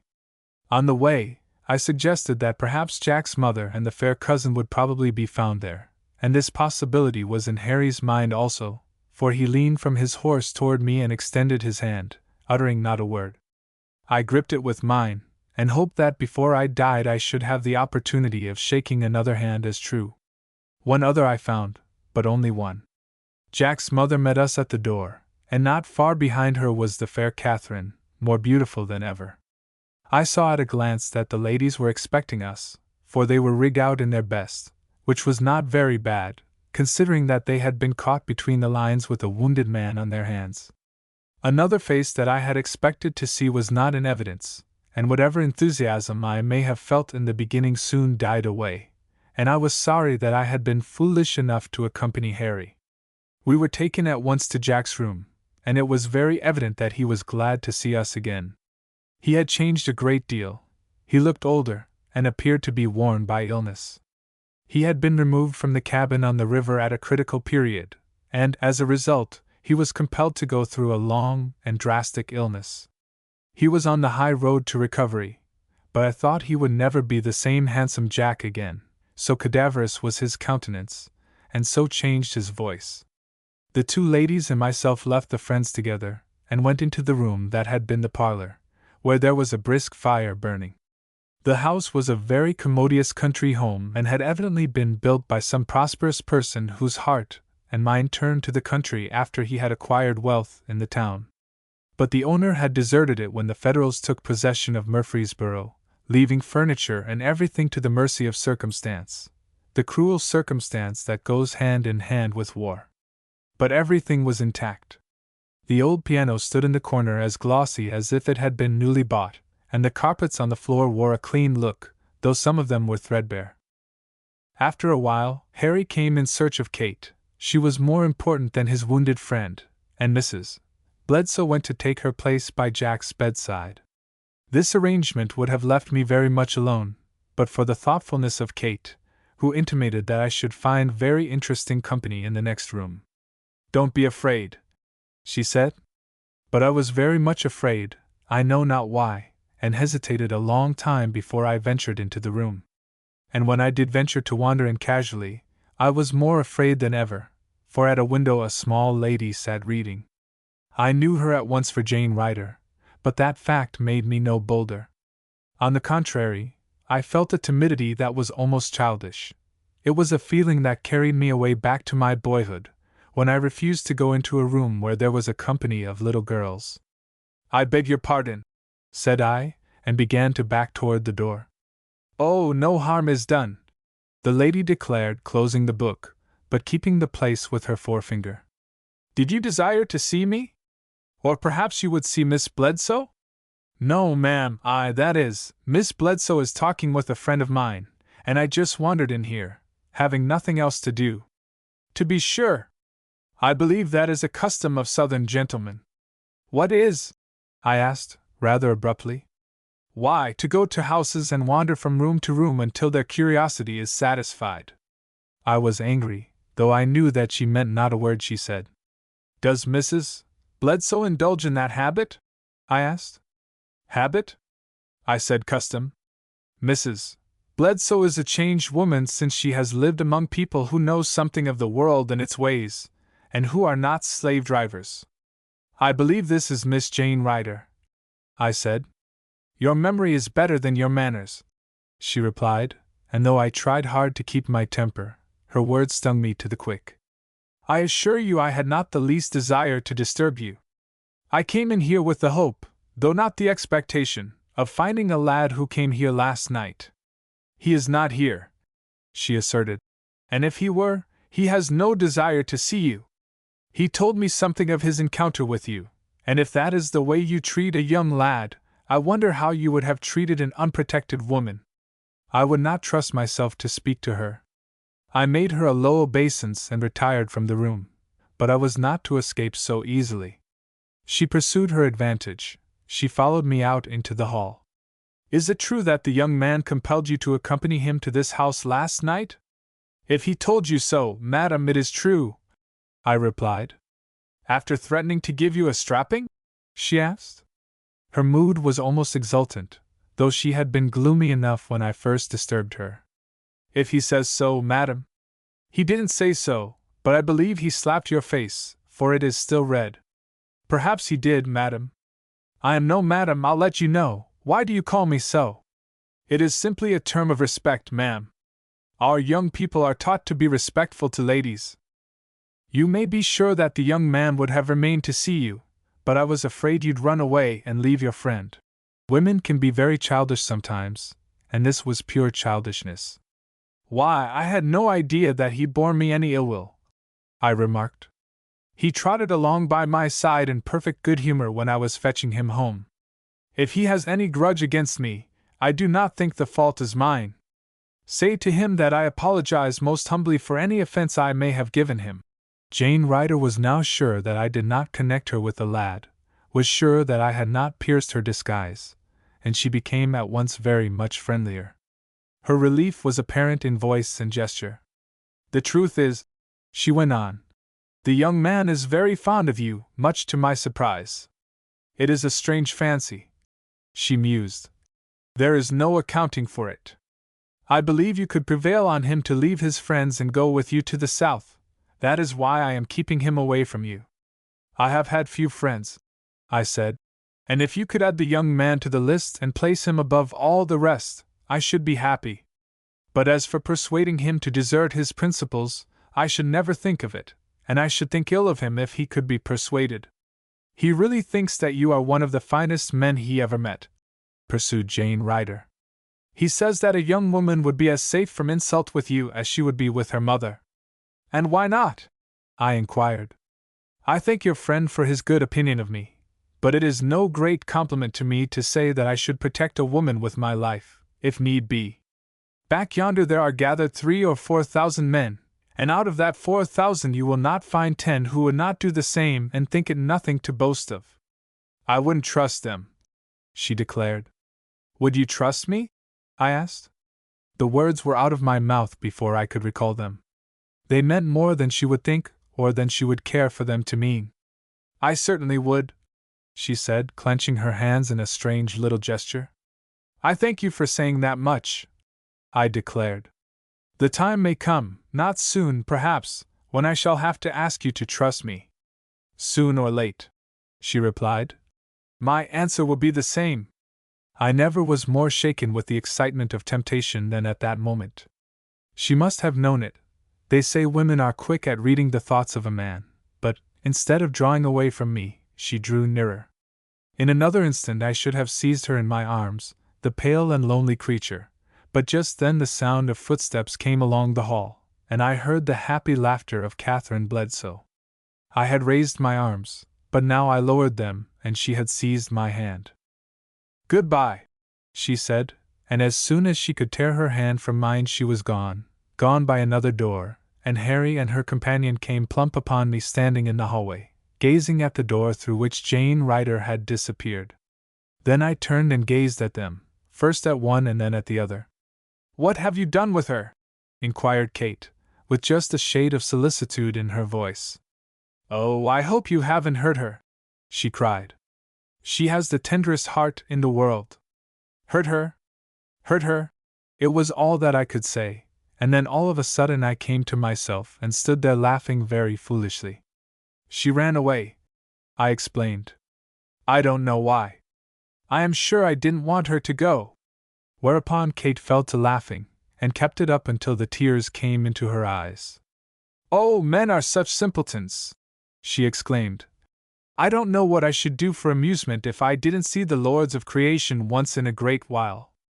We bade good-bye to the household, though Jane Ryder was nowhere to be found, and went to our horses, which we had left in charge of Whistling Jim. That worthy was in quite a flutter. He had heard strange noises, and he was almost sure that he had caught a glimpse of more than one man in the darkness. We paid little enough attention to what he said, for we knew that the ladies were safe so far as the Confederates were concerned, and Jack Bledsoe would answer for their safety with the Federals. Nevertheless, there was no one to answer for our safety, and we had no more than mounted our horses before we discovered that we were surrounded. We heard the tramp of cavalry on all sides. A quiet voice in the darkness made itself heard. Don't shoot unless they resist. Ride them down! Exclaimed Harry. My horse ran full into another horse, and he and his rider went down just as I used my pistol. Someone with an oath whacked me over the head with a saber, my horse stumbled in the darkness, and down I went into chaos. I thought I heard someone singing, and then it seemed as if there was a free concert in progress, while I lay helpless in a great gully out of which I could not climb. 8. Making a great effort to climb from the gully into which I had fallen, my foot slipped, and I fell again, and continued to fall till I knew no more. When I came to life again, I was not in a gully at all, but stretched out on a bed, with my boots on, and this fact fretted me to such an extent that I threw back the covering and rose to a sitting posture. My head was throbbing somewhat wildly, and I soon found that the cause of the pain was a towel that had been too tightly bound around my forehead. The towel changed into a bandage under my fingers, and I found that I could not compass the intricacies of the fastenings. I remembered that I had disposed safely of the papers I had found in the chair arm. One was a passport signed by one of the biggest men in the country, authorizing Francis Leroy to pass in and out of the Union lines at any time, day or night, and the other, there were but two, was some useless information with respect to the movements of the Federal forces between Murfreesboro and Memphis. As I came more and more to my senses, I knew that these papers had been the cause of my undoing. I could see in it, as plain as day, the hand of Jane Ryder, and I was truly sorry. I thought I had been around the world and back again, and I should have been very wise, but the bandage and Jane Ryder were too much for me. How did she know that I had secured the papers? And why did she permit the soldiers to attack me? I was feeling very foolish and childish. Then I observed that a large man was sitting in front of the small fireplace, and his long legs were stretched completely across the hearth. His head was thrown back, his mouth was open, and he was sound asleep. There was half a handful of some kind of medicine in a saucer on the table, and I judged that the man would be better off for a dose of it. I suppose it was common table salt, but whatever it was, the notion remained with me that it would be a help to the man. It was a fantastic notion, but it persisted, and finally I lifted the saucer, emptied the medicine in my palm, and transferred it to the open mouth of the man. It failed to arouse him. He merely closed his jaws on the dose and slept on. I enjoyed the man's discomfiture before it occurred. I knew what a terrible splutter there would be when the stuff began to melt and run down his windpipe. I should have laughed aloud, but the bandage was hurting me terribly. With a vague hope of getting some relief from pain, I opened the door as softly as I could, went out and closed it behind me. Another door was opened directly in front of me, and through this I went. In the room a woman was sitting at a window, her head in her hands. She looked up when she heard the slight noise I made, and I was surprised to find myself face to face with Jane Ryder. Her eyes were red and swollen with weeping, and her hands were all of a tremble. "Will you please, ma'am, take this off?" I said, pointing to the bandage. She placed her finger on her lip. "SH," she whispered, and then, whipping around me, closed the door with no more noise than the wing of a night bird might make. "In there, and don't move on your life." She pointed to a closet, but I shook my head. "Not if I can help myself," I said. "I have just come out of a deep, deep ditch, and I want to hear the splutter." I was whispering, too, such was the woman's influence. She looked at me in amazement. She tried to understand me, but she must have thought me out of my head, for her lips were twitching pitifully and her hands trembling. "It's the man in the next room," I whispered with a grin. "I put a handful of medicine in his mouth. Wait. You'll hear him directly." "Oh, I am so sorry for you," she cried, wringing her hands. "I am as sorry for you as I am for myself. Then please take this bandage off and have my horse brought round." I can't. You're wounded. Go in the closet there." "I'll go where you go, and I'll stay where you stay," I said, and I must have been talking too loud, for she placed her hand on my lips, and what should I do but hold it there and kiss it, the poor little trembling hand. And then there came from the next room the famous splutter for which I had been waiting. The soldier made a noise as if he were drowning. He gasped and coughed, and tried to catch his breath. He strangled and lost it, and when he caught it again, made a sound as if he had a violent case of the whooping cough. And all this time I was laughing silently, and I came near strangling myself. Jane Ryder was far from laughter. She was as cool as a cucumber. With one quick movement, and with surprising strength, she had shoved me into the closet. Then she flung the door wide open. As she did so, the guard cried out at the top of his voice that the prisoner had escaped. And if ever a man was berated, it was that big soldier who had fallen asleep at the post of duty. "You drunken wretch!" she cried. "I knew how it would be, I knew it!" He tried to make an explanation, but she would not hear it. "Oh, I'll make you pay for this. Go and find him, and if you fail, take your cutthroats away from here and never let me see them again. Report to my brother, and tell him how you carried out your orders. You were to take them all without a struggle, but you took only one, and you bring him here more dead than alive. He is wandering about in the woods now, out of his head. But he shot one of my men. Haven't you any feeling for the man that'll be cold and stiff by sun-up? For the man, yes. You should have been the one to pay for your blundering. You failed to carry out your orders, and you had 12 against 3, and one of the 3 a Negro." The man started away, but his lagging footsteps showed that he had something on his mind, and in a few moments I heard him coming back.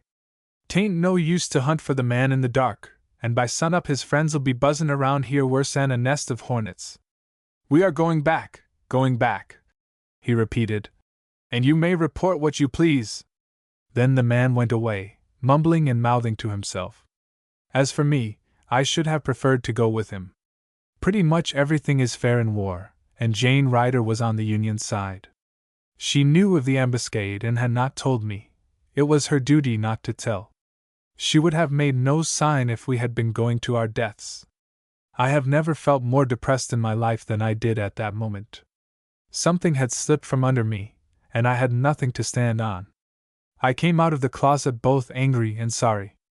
"I shall be obliged to you if you will find my hat," I said.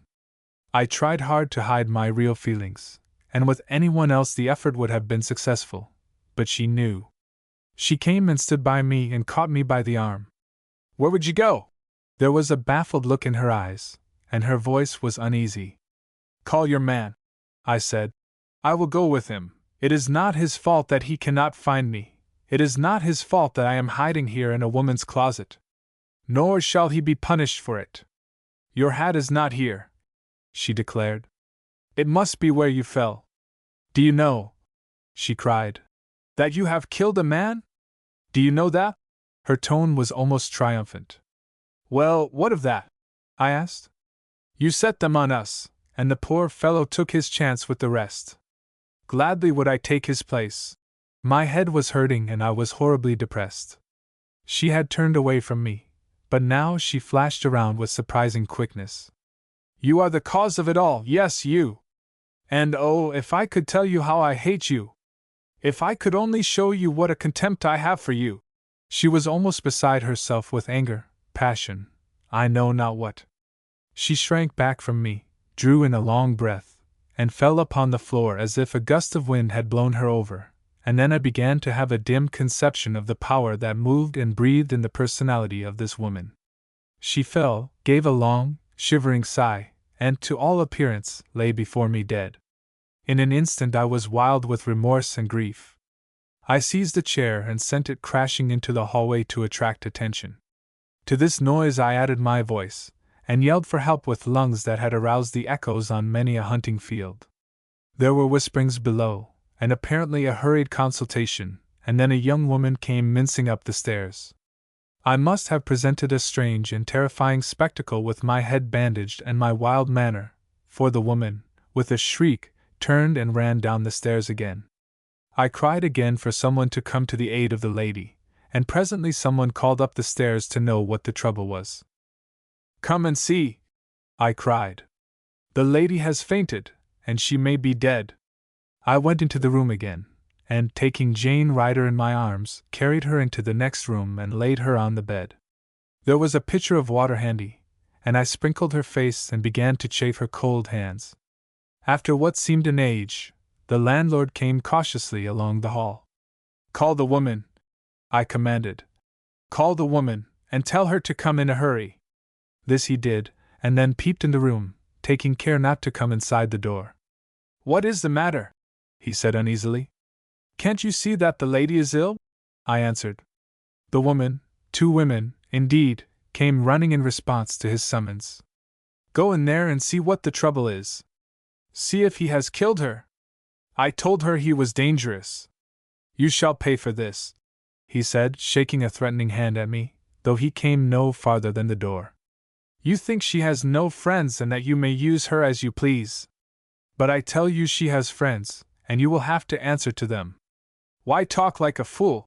Said the elder of the two women, the woman with whom I had talked in the inner room of the tavern. You know as well as I do that this man has not hurt her. If it were some other man I'd believe you. She has only fainted. But fainting is something new to her. He has hurt her, and he shall pay for it, the man insisted.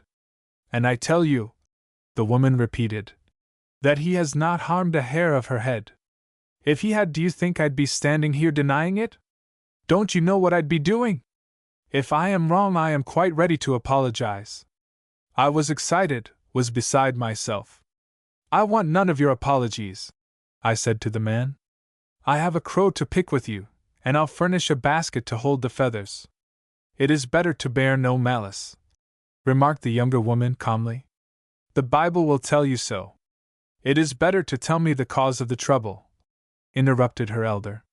Why, I hardly know. I asked for my hat, and from one word to another we went till she flamed out at me, and said she hated me, and had a great contempt for me, and then she fell on the floor in a faint. I thought she was dead, but when I laid her on the bed there I saw her eyelids twitching. The two women eyed each other in a way that displeased me greatly. I told you so, said one. It's the world's wonder, replied the other. And then Jane Ryder opened her eyes. It was natural that they should fall on me. She closed them again with a little shiver, and then the natural color returned to her face. I thought you were gone, she whispered. Did you think I would go and leave you like this?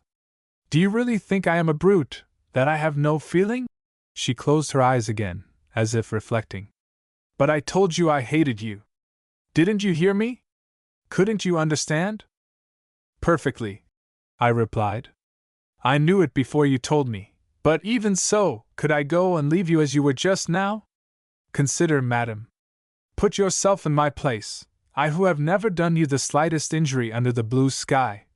I was going on at I know not what rate, but she refused to listen. Oh, don't! Don't! Oh, please go away! She cried, holding her arms out toward me in supplicating fashion. It was an appeal not to be resisted, least of all by me. I looked at her. I gave her one glance, as the elderly woman took me by the arm. Come with me, she said. You shall have a hat, though I hardly think it will fit you with the bandage round your head. She led me downstairs, and after some searching, she fished out a hat from an old closet, and it did as well as another. She asked me many questions as she searched. How long had I known the poor lady upstairs? And where did I meet her? She would have made a famous cross-questioner. I answered her with such frankness that she seemed to take a fancy to me. Some say that the poor lady upstairs is demented, she volunteered. Whoever says so lies, I replied. She has more sense than 9/10 of the people you meet. And then, again, some say she can mesmerize folks. Then, seeing that the information failed to interest me. What do you think of them, the mesmerizers? I think nothing of them. If they could mesmerize me, I should like to see them do it. Oh, would you, you poor young man, she said with a strange smile. How would you know that you were mesmerized, and how would you help yourself? I know not what reply I made. A fit of dejection had seized me, and I could think of nothing but Jane Ryder. You mustn't think of that young lady upstairs as hating you, said the woman, after she had brushed the hat, and had asked me if I felt strong enough to walk a mile or more. All she means is that she hates your principles. She hates secession, and she hates secessionists. But something has upset her of late. She is not herself at all. I'm telling you the truth.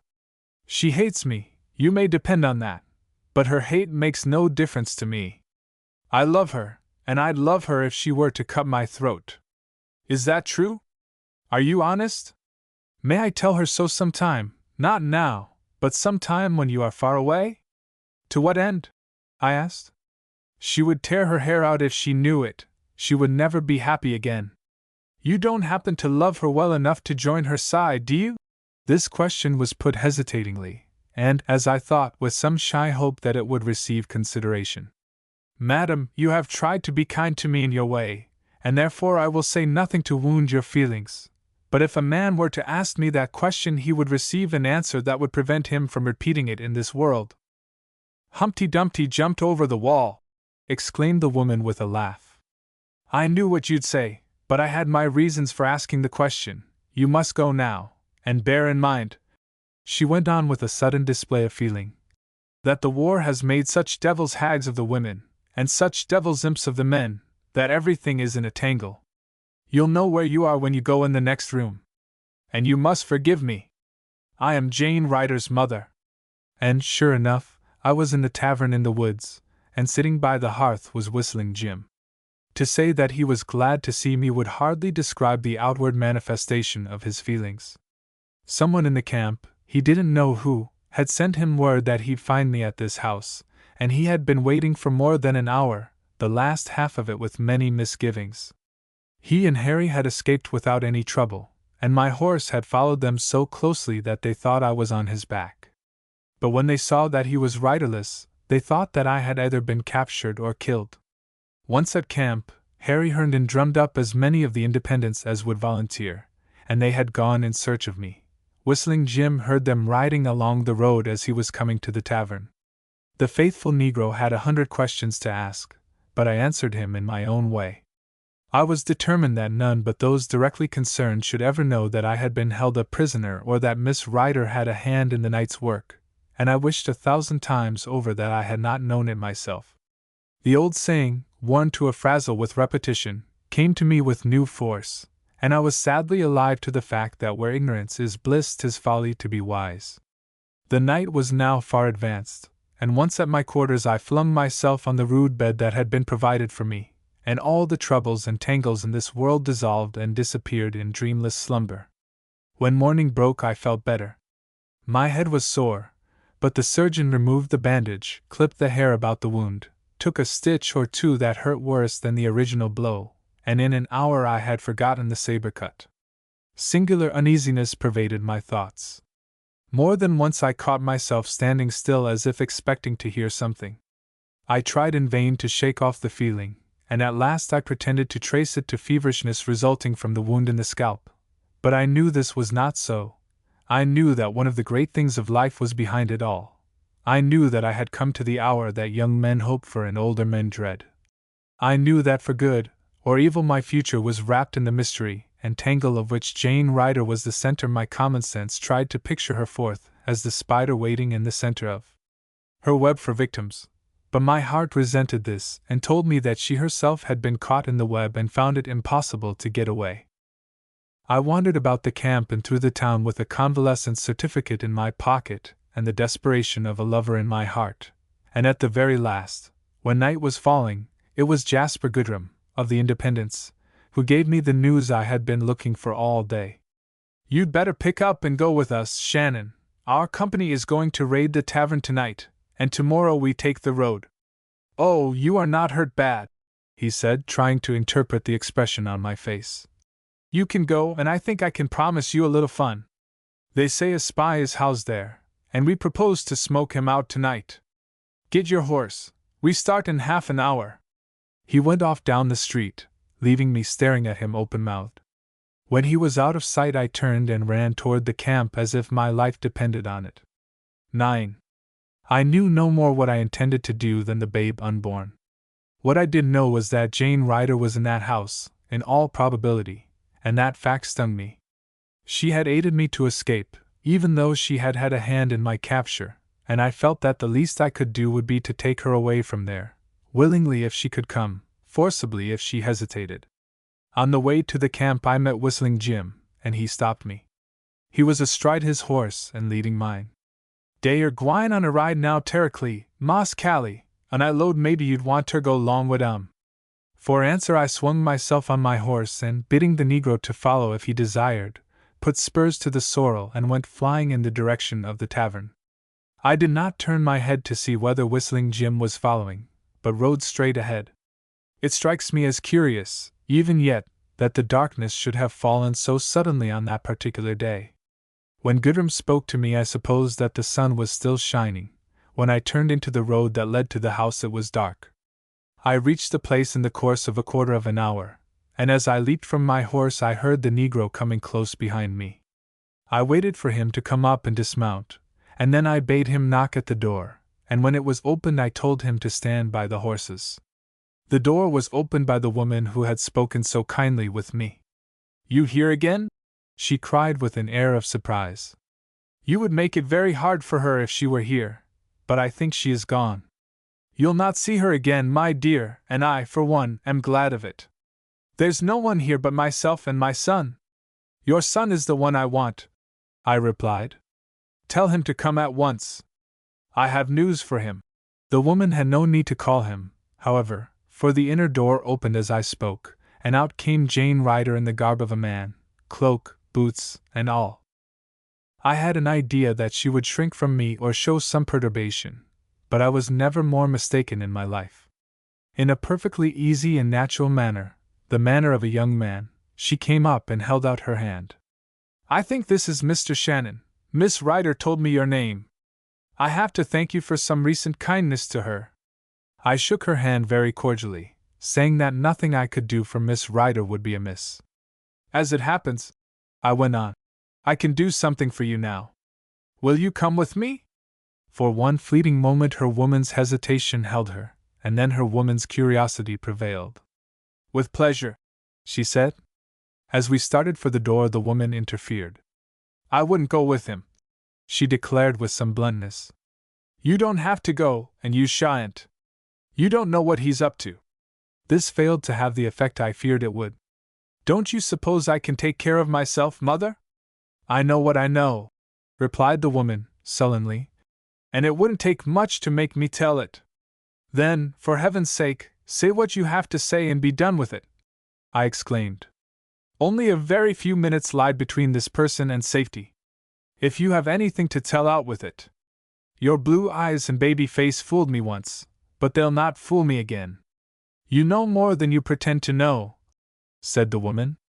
"I know this: if this person remains here 10 minutes longer, he will regret it all the days of his life. Now, trust me or not, just as you please.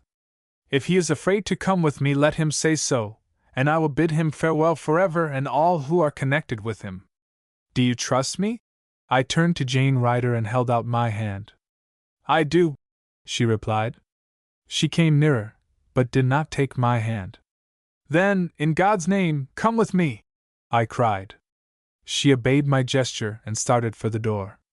"Where are you going?" wailed the mother. "Tell me, tell me." I was sorry for her, but I made her no answer. I anticipated this scene as little as I did the fact that Jane Ryder would come with me. I was prepared to carry her off if she refused, but I was ill prepared for the rumpus that this quiet-looking woman kicked up. She followed us to the door and stood wailing while I tried to persuade Jane Ryder to mount my horse. She hesitated, but I fairly lifted her into the saddle. The stirrup straps were too short, but that made no difference. I sprang on the horse behind her, and reaching forward, seized the reins and turned the horse's head in a direction that would bring us into the town by a detour, so that we should miss the Independents, who would follow the road that I had followed in coming. "Where are you taking me?" inquired Jane Ryder. "To safety," I replied. "The house is to be raided tonight, and I decided to bring you away. You saved me from a prison, and now I propose to save you." "I saved you?" "You are mistaken. It was that foolish woman, Miss Ryder." "Well, she said that you are her dearest friend, and I'm saving you to please her. You needn't hold me so tight. I'm in no danger of falling off. Where are you taking me?" "To General Forrest." She caught her breath, and then did her utmost to fling herself from the horse. When she found that her strength was not equal to the task of removing my arms or lifting them so she could slip from the saddle, she began to use her tongue, which has ever been woman's safest weapon. "You traitor!" she cried. "Oh, you traitor! I wish I had died before I ever saw you." "But this is the safest course," I insisted. "You will see, and then you will thank me for bringing you away. And I thought you were a gentleman, I took you for an honest man. Oh, if hate could kill you, you would fall dead from this horse. What have I done that I should come in contact with such a villain? You have a pistol, I said. I had felt it against my arm. And it is easy for you to use it. If you think so meanly of me, why not rid the earth of such a villain? Do you know who I am? She asked with a gasp of apprehension. Why, certainly, I answered. Do you think I'd be taking the trouble to save you else? Trouble to save me? Save me? Why, I hope your savage general will hang me as high as Haman. He would if he were a savage, I said.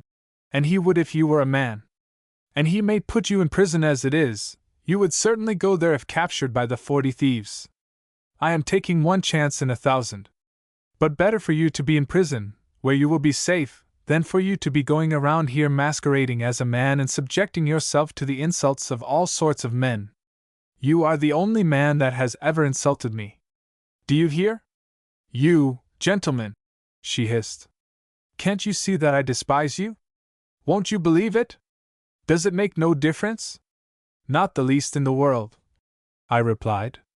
Now you must compose yourself. You can be brave enough when you will. I think you are the bravest woman I ever saw. I wish I could say you are a brave man, but you are an arrant coward, you, the soldier that plans to capture women. You must compose yourself, I repeated. In a few minutes we shall be in the presence of General Forrest, and I should like to see you as calm as possible. I don't know, but I think you will be safe. It was our only chance. The nearer we drew to headquarters, the more my anxiety rose, yes, and my sympathy. By the living Lord, I cried, you shall be safe. Noble gentleman! To entrap a woman and then declare she shall not be entrapped. To gain whatever honor there may be in a woman's capture by running ahead of his ruffians and capturing her himself. This is Southern manliness. This is Southern chivalry. I am glad I know it for what it really is. Do you know, she went on, that I really thought that you are the first man I was ever deceived in. Come now, said I, not unmoved, for my feelings ran far ahead of hers and I knew what she would say and how hurt she was. Come now, you must be calm. Everything depends on that, everything. Near General Forrest's headquarters I dismounted and walked by the side of my horse.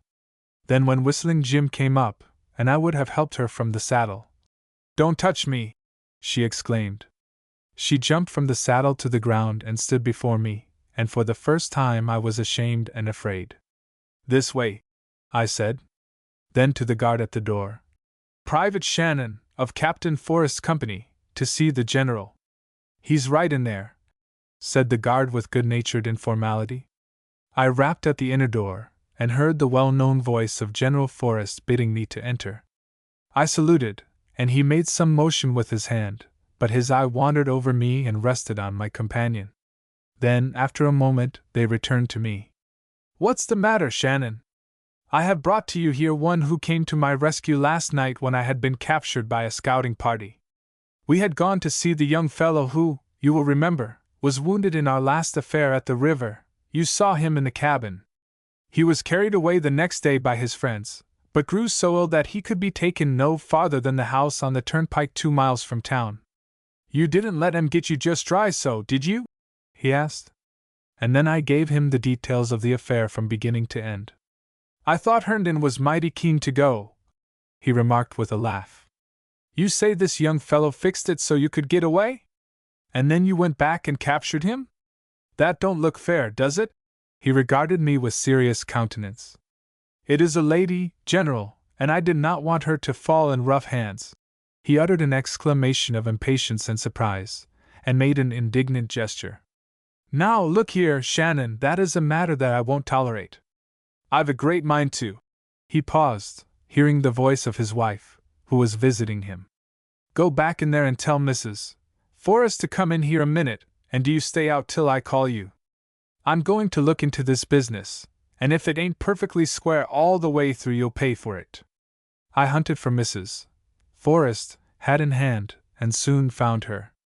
I must have had a queer expression on my face, for she observed it. You must be frightened, she said. I am, madam, for another as well as myself. And then I told her, as we walked along very slowly, just how the matter lay. She regarded me very seriously for a moment, and then smiled. She was a handsome lady, and this smile of hers, full of promise as it was, made her face the most beautiful I have ever seen before or since. It is a large saying, but it is true. I remember that I remained in the corridor cooling my heels a weary time, but finally Mrs. Forrest came out. "You may go in now," she said. "It is all right. I'm glad I was called. I think I have made the General understand everything as I do. There are some things that men do not understand as well as women, and it is just as well that they do not. I am sure you will be very kind to that little woman in there." I tried to thank her, but there is a gratitude that cannot be expressed in words, and I could but stand before her mumbling with my head bent. "I know what you would say," she remarked graciously. "The General and I have perfect confidence in you." I went into the room where General Forrest and Jane Ryder were. "Shannon, what are you and Herndon up to? What do you mean by going on in this way?" He spoke with some severity, but there was a humorous twinkle in his blue-gray eyes. "More than that, you took occasion to prejudice the jury. What did you say to Mrs. Forrest?"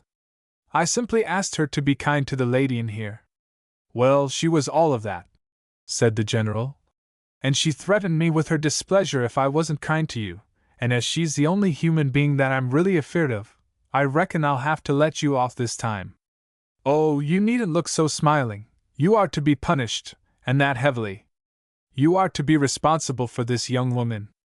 You are to take charge of her and restore her to her own people, mind you, to her own people. You are responsible to me, and I reckon you know what that means. If you don't, you can just ask somebody that knows me." I knew what it meant well enough, and I knew what his words meant. "The lady is as safe with me, General, as if she were in her mother's arms." "Now, that's the way to talk, and I believe you," said General Forrest. All this time Jane Ryder had said not a word. She sat very quietly, but there was not a sign of gloom or dejection in her face. But uneasiness looked from her eyes. She spoke presently, while General Forrest was looking through a large morocco memorandum book that was a little the worse for wear. "If you please," she said, "I should like to go back to my friends tonight, if they are not all killed. They can do you no harm even if they are alive. They are only a couple of women." "Well, they are not killed," replied General Forrest without looking up.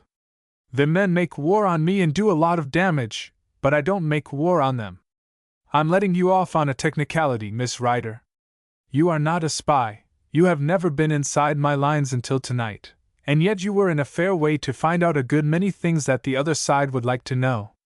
"I never found out as much as I'd like to know," she replied. "And since he came bothering me, I haven't found out anything." Apparently General Forrest ignored the remark. He turned to me with a slip of paper in his hand.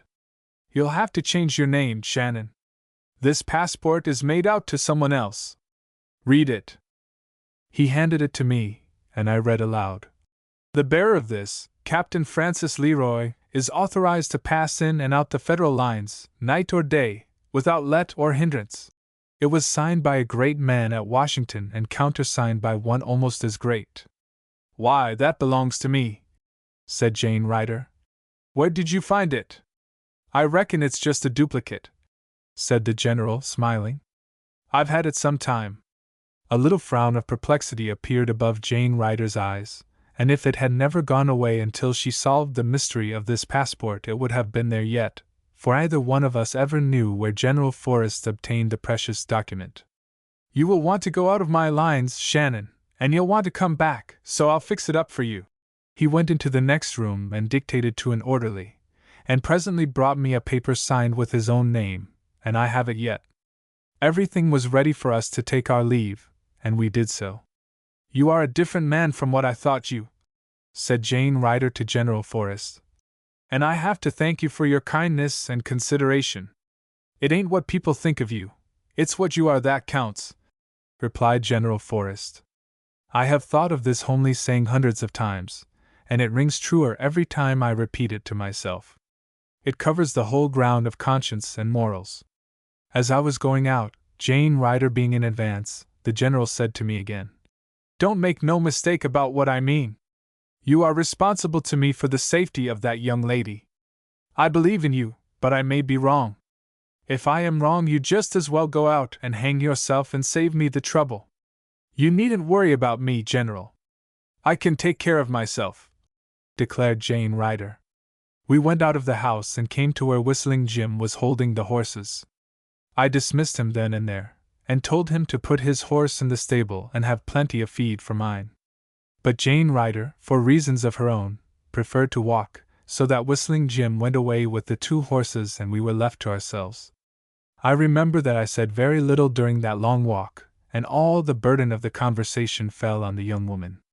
She was not at all elated over the narrow escape she had had, and preferred to make light of it, but I knew that, under different circumstances, she would have been put in prison in Richmond, and I think that her nature would have succumbed to close confinement. "You have had your way, after all, but I am not sure that I like it," she said. She waited for me to make some reply, but none was forthcoming. "I hope you don't think you have won a great victory. If I had been a man, perhaps the victory would have been the other way." "I didn't compel you to come with me," I remarked. "You mean I came of my own accord? If I did, it was to avoid a scene before my mother, the lady you saw at the house. I didn't want her to hear you bluster and threaten, and besides, I wanted to tell you what I think of you. We have both had our way. My mother thinks you are a gentleman in a way, and I know what I know." I trudged along by her side silently. I had no relish for an argument in which I was sure to get the worst of it. In some matters a man is no match for a woman. He cannot cope with her in a war of words. Nor will silence discomfit them. At least, it had no such effect in this instance, for the more I was silent, the louder and faster she talked, and apparently, the angrier she became. "You will boast, no doubt," said she, "and tell your comrades how you lorded it over a young fellow who turned out to be a woman, how you compelled her to go with you to General Forrest's headquarters. But how did you know me? How did you know who I was?" I laughed aloud. "Why, I know you through 1,000 disguises, as I knew you here that first night." "I don't believe it. You didn't know me that first night. You had never seen me but once before, and you couldn't have known me. How did you know me tonight? You won't answer, or if you do, you'll say you knew me by my swagger. Anything to insult a woman. I'd like to be a man for a few hours just to see how they feel toward women, just how much more contempt they feel than they show. I tell you, you didn't know me that first night. Then why did I insist on going home with you?" This rather stumped her. Because you thought I was a slip of a lad, and you knew you could impose on me. If you had known I was a woman, you wouldn't have called me a little devil. Yes, you would," she quickly added. "You would have abused me worse than that if you had known I was a woman." "How did you know, if you knew?" "By your eyes. The moment I looked into them fairly, I said to myself, here's Jane Ryder again. No one has eyes like hers." She was silent for a little space, and then, "Did it never occur to you that it would be politer to refer to me as Miss Jane Ryder?" Now, I had never thought of her as Miss Jane Ryder, and I told her so. "Are my eyes so peculiar that you would know them anywhere? Are they positively hideous, as the young women say?" I hesitated, and she went on. "But why do I ask? No matter what you think, it can never make any difference to me, after the way you have treated me tonight, and I hope that when you bid me goodbye, as you will have to do directly, that I shall never see you again. That is the talk of a child, and you are supposed to be a grown woman," I replied. "You know very well that I am obliged to carry out the orders of my general, no matter how much they go against the grain." She stopped in the road and tried to read my face even in the dark. "Do you really mean that?" And then, without waiting for an answer, she turned and ran, and I followed the best I could. It soon dawned on me that this surprising young woman was as nimble with her feet as a schoolboy. She scampered away from me in a way to put me on my mettle, and she must have run nearly half a mile before I could come up with her. I touched her on the shoulder lightly, crying, "Caught! There is no getting rid of you," she answered. Oh, but there is, as you will discover, I said. Once with your kinpeople, you will see no more of me. I was vexed, but my ill humor seemed to add to her high spirits, and she talked away quite blithely. When we came to the door, it was open, and the mother, who had been kind to me, stood there waiting. She was crying and wringing her hands, and for a moment I thought she had been maltreated by those whose duty it was to raid the house. But her trouble was of quite another kind. "What have you done with her?" she asked. "She is here with me," I replied. But when I turned to confirm my words, Jane Ryder had disappeared. I could only stare at the woman blankly and protest that she had been at my side a moment ago before. "I knew it!" wailed the woman. "First comes you to wheedle her away, and then come your companions to search the house for her. I knew how it would be. I never knew but one man you could trust with a woman, and he was so palsied that a child could push him over. And the little fool was fond of you, too." And with that she wailed louder than ever. "But, my good woman," I began. "Don't good woman me," she cried. "You don't look like that kind of a man, but I knew it. I knew how it would be." "Fiddlesticks and frogs' eggs," I cried. "Stop your crying. She is here somewhere. You know well enough that I wouldn't have returned without her. She came to the door with me. I'd have you to know, madam, that I'm not the man you take me for. Do you think I'd injure a hair of her head? It is you that have injured her by allowing her to masquerade as a man, a little thing like that, with nobody to advise her. You are her mother and pretend to be fond of her. Why didn't you advise her against all this? Why didn't you take a hickory to her and compel her to remember her sex? You are the cause of it all, yes, you!" I spoke in a very loud tone, for I was very angry, and I knew that the only way to contend with a woman was to make more noise than she could. Just as I was about to continue my railing protest, Jane Ryder came through an inner door, dressed, as she should be, in the garb of her sex. Her toilette would have been complete but for the fact that in her haste her hair had fallen loose from its fastenings and now flowed over her shoulders and down to her waist, black as night and as shiny as silk. "I thank you both for your good opinions," she said, making a mock courtesy. "Especially the chivalrous Mr. Carroll Shannon, with his straps, and his hickories, and his riding whips, and I hope he will soon get a woman on whom he can use them all." "Oh, Jane! Jane!" cried the other. "Why will you worry those who love you? Why will you try them so?" The young woman's face fell at that, and she seemed to be very contrite. She went quickly across the room and never paused until she found herself in the woman's arms, and showed her love by so many quaint and delicate little caresses, and had such a dainty and bewitching way about her, that no human could have held out against her. The woman's face had cleared on the instant, and was no more clouded with grief and anxiety. "You see how she is," said the woman to me, "hurting you to the heart one minute and making you forget it the next." "I see," I replied. "But you should control her. You should make her remember who and what she is, and not permit her to go about as a man or boy. Don't you know how dangerous it is?" "Oh, but she's her own mistress," the woman explained. "She can wheedle, and no one can say her nay. But I'm glad she went away tonight, though I was terribly afraid for her.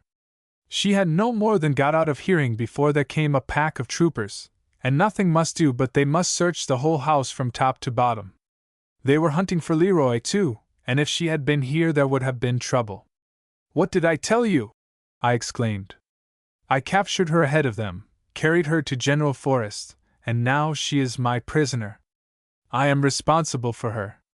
I believe I had rather the others had captured me," Jane Ryder declared. The woman looked at me and shook her head, as much as to say, "Never believe her." "Why did you trouble yourself?" Jane Ryder inquired. "I am sure I never gave you any cause to worry yourself about me. If you think you have done me a service, you were never more mistaken in your life. You have simply destroyed my usefulness for the time being, but you have given me an opportunity to show you what I think of your intermeddling. Jane! You know that he has meddled with you only for your own good," said the older woman. "You ought to thank him on your knees." "On my knees!" she exclaimed angrily. "On my knees! I dare say he would like to see me on my knees before him, but he'll see me dead first. I was surprised at the heat she showed over the matter. Your mother, I said, has simply used an unfortunate expression. You owe me nothing, and if you owed me everything, a kind word would more than repay me.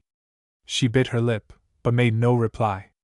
It's her way, explained the mother, and I'm free to say it's a very poor way. It has always been her way. Love her and she'll hurt you, do her a favor and she'll pretend to despise you. Her kind words are as scarce as pearls among the poor. Scarce, but when they are spoken they make up for all the rest. Don't be angry with her. A big man like you shouldn't care what a child like her says. Child! I am older than he is, said Jane Ryder. But age is not age unless it has experience and judgment, remarked the older woman, serenely. Without them, age is another form of childishness. What are you going to do with me? Asked Jane Ryder, turning to me. She was evidently weary of a discussion of which she was the subject. She had placed her finger squarely on my perplexity, for this was indeed the great problem that I had to solve. What should I do with her? Not tomorrow, nor the day after, but now, tonight.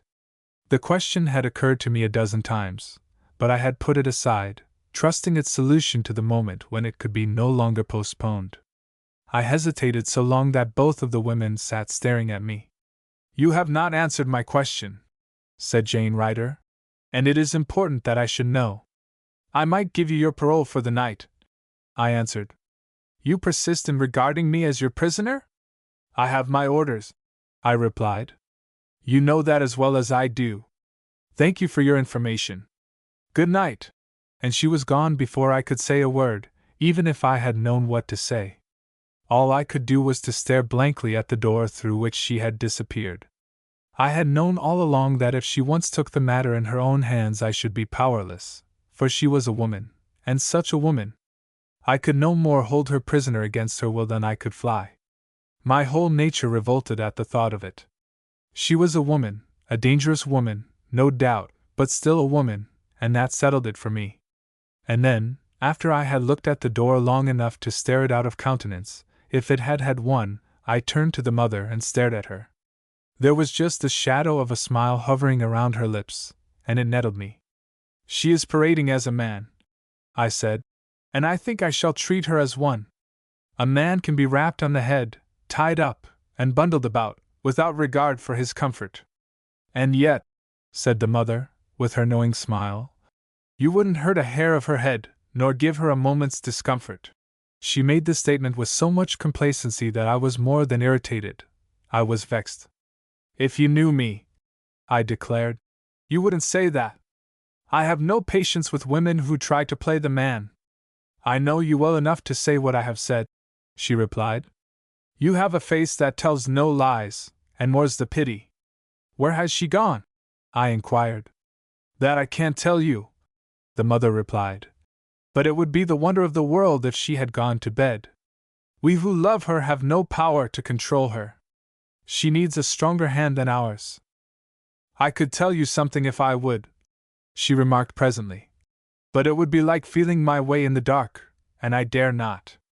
Yet there is another thing I will tell you that can do no harm, though I promise to keep it to myself. If you stay here you will get in trouble. The man you shot night before last has a brother, and this brother is determined to capture you. I'm telling you this because I think you are a good young man. I had a son once who, if he had lived, should be about your age, and I would have thanked any woman in the world to have given him the warning I have given you. You can gain nothing by remaining here. You can return in the morning. Jane will be here. She is not going to run away from you. Nevertheless, I must do my duty, I said. With your permission, I shall remain here. Does Jane Ryder know of the purpose of this fellow? Oh, no, I wouldn't tell her. She has trouble enough. She paused and hesitated. Why not go? There is the door. It is unlocked, and you will still have time to join your friends. This is all I can say to you, all I can do for you. No, you can pray for me. And another thing, if you hear any noise, cover up your head and make Jane Ryder cover hers. I'm sure I don't know what to make of you. she said, puckering her forehead as she stood in the door. But I think I know what to make of you and your daughter, I replied, with a laugh. Above all things, don't misjudge us. And with that she was gone, closing the door behind her. How long I sat there I know not. It may have been 1 hour or it may have been many. But sometime during the night there came a rap at the door, and the pictures of Jane Ryder were blotted out of the fire, and went flitting up the chimney. The knocking was on the outer door, which was unlocked, as the woman had said, and I cried out, "Come in!" Responsive to the invitation, Whistling Jim made his appearance, and I was more than glad to see him. I discovered for the first time that I had been oppressed by my loneliness, for my spirits rose to a great height. He seemed very glad to see me, for he laughed aloud. "I bet $1 you ain't had no supper," he said. "And I tuck and brung you some. 'Tain't much, but it's better'n none." But I had no appetite. "I'm mighty glad I brung yo' pistols, too, 'cause dey's somepen wrong gwine on roun' here. I seed 2 or 3 men prowlin' roun' in de bushes easy I come long. Mas' Callie, how come you ter leave yo' pistols in yo' saddle? You ain't been a doin' day way. I spec dat ar little man you had up in front of you had somepen ter do wid it." He laughed, but I found nothing humorous in the allusion. "Did I say Oman, Mas' Callie?" I shook my head.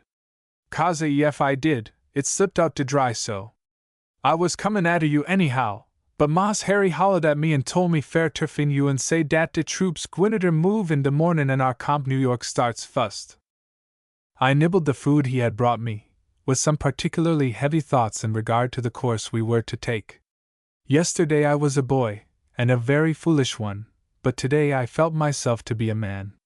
The feeling was the growth of a night, but it gave me new confidence in myself, and coupled with it, an assurance that I had never had before, and that has remained with me all through the long years that have intervened. I think it must have caught the eye of Whistling Jim, the change, I mean, for he regarded me curiously and closely. "Mas' Callie," he said after a while, "I believe you done got amo settled sense. Dog ef I don't believe dat it's been sense yistiddy. I dunner wharabouts de change is, but it sho is dar. It mought be de way you look at me, and it mought be de way you don't look at me, and ef you ain't done growed bigger I ain't no nigger. I have only ceased to be giddy for the time being," I said. "I am afraid I have some serious work cut out for me tonight. If you want to go you are welcome to do so, and if you stay I'll be glad to have you. I don't know anyone I had rather have near me when a rose springs up." "Me, Mas' Callie? You surely don't mean me." It was plain that he was delighted. "You know how skeery I is, Mas' Callie, when dey's a row gwine on. I can't heap be gettin' skeered ter save my life. But it's de same way 'bout leavin' you, I'm skeered ter leave you. I couldn't go out dat door fair ter save my life." Whistling Jim held out his long, slim hands where he could look at them. Then he ran the scale of an imaginary piano, once, twice, and shivered again. "I tell you, Mas' Callie, I'm gettin' skeerder and skeerder. I wish dey'd come on ef dey comin' dot." "Well," said I, "I'll place the key of the door on the mantel here, and you can go out whenever you want to." But he protested almost violently. "Don't you dast to do dat, Mas' Callie! You put dat key in yo' pocket and let it stay dar." Nevertheless, I laid it on the mantel. The Negro looked at it more than once, and finally, as if taking leave of the temptation it represented, blew it a kiss from his long fingers. As he sat down, 4 men filed into the room through the inner door, which had opened almost noiselessly. 11. The men came in treading on one another's heels. The leader was a thick-set, heavily built fellow, and he had an evil-looking eye. He was evidently a soldier, or had been one, for he had the air and bearing that is unmistakable in a man who has seen service. He had a heavy jaw, and I noticed that his hair was cropped close to his head. The others appeared to be civilians, plain honest men, but ready, as were many men in Tennessee in those days, to help the Union cause in a quiet way. "You said thar was only one," remarked one of them to the short-haired man. "I only told you what Captain Leroy said," replied the leader. "Well, you better had a fetch Leroy along," commented the man, and I judged that he had small stomach for the work before him. I realized that the time had come for me to speak up. State your business, said I. What do you want with me? We want you to go with us, replied the short-haired man. And we'll get our wants too. Where am I to go? You'll know when you get there, was the answer. By which road? I asked. I am very careful about the roads I travel. We'll look after the roads all right, he replied. Will you go peaceable or not? Just for the looks of the thing, I replied. I'd rather have it said that I surrendered only after a struggle. Glancing at the 3 men the ruffian had brought with him, I was confirmed in my impression that the affair was by no means to their taste. If they had made a rush all together, it would have been the easiest matter in the world to overpower me, but somehow they hung back. Come on, the man cried to his companions, making as if he would lead them. They hesitated, and it was then that I gave them my views of the situation. Gentlemen, I said, I take you for honest, fair-minded men, and I would advise you to have no hand in this business. This man's orders are from no competent authority, and I give you fair warning that you will bitterly regret your part in this night's work if you live through it. I could see anxiety, not fear, creep into their faces, and a wholesome doubt of their leader's good faith. I was satisfied that my words had taken the edge off their eagerness, and this was all I hoped to do. I think the ruffian must have felt that his companions were weakening, for he paused and turned toward them, with his hand under his coat, as if in the act of drawing a weapon. What he intended to say I never knew, for, as he turned toward them, still watching me out of the corner of his evil eye, Whistling Jim was upon him. Seizing the man in his arms, he whirled him around until he could get sufficient impetus, and then threw him against the wall as if he had been fired from a catapult. If you have never witnessed the fury of genuine fright, it is to be hoped you never will, for there is something hideous about it. The ruffian had hardly hit the wall before the Negro was upon him again, making a noise in his throat like some wild animal, his face distorted and the muscles of his arms and body standing out as prominently as if he were covered with huge wounds or tumors. The man had not been so badly stunned by his collision with the wall but that he could turn over, and by the time the Negro reached him he had drawn his pistol halfway from his pocket. But that was all.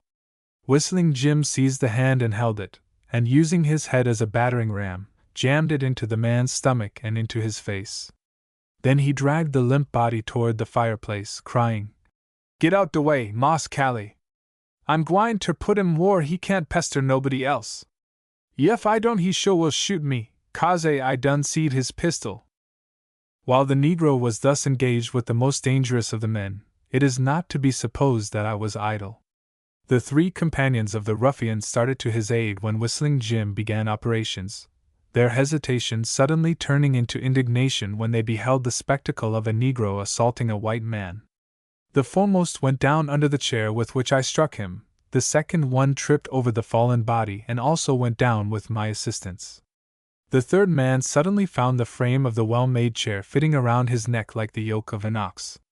I did my best to pull his head off in order to recover my weapon, but his neck was tougher than the joints of white oak, and the 2 long legs that went to make up the back of the chair came off in my hand, thus giving me a bludgeon very much to my taste. It was at this juncture that the Negro came dragging the body of the ruffian and declaring his intention of giving him a foretaste of torment.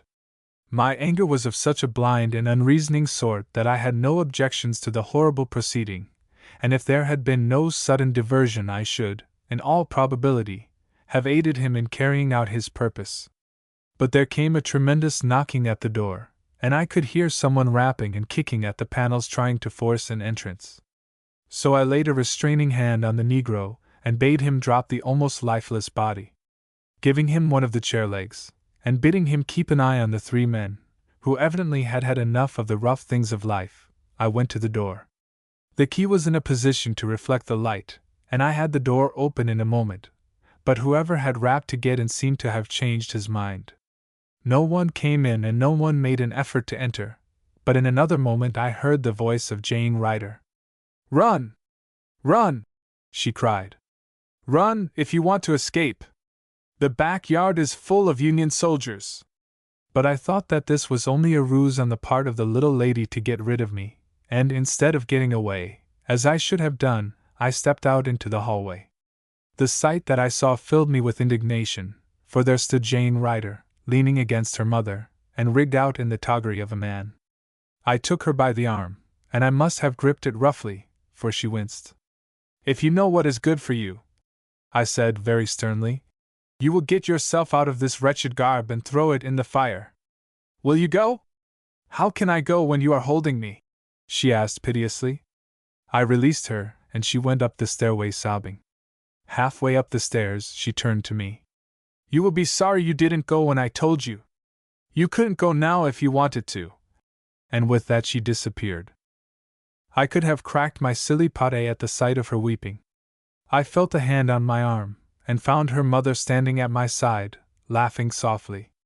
Seeing that I regarded her with unfeigned astonishment, she laughed the louder. "You are the first that has ever mastered her.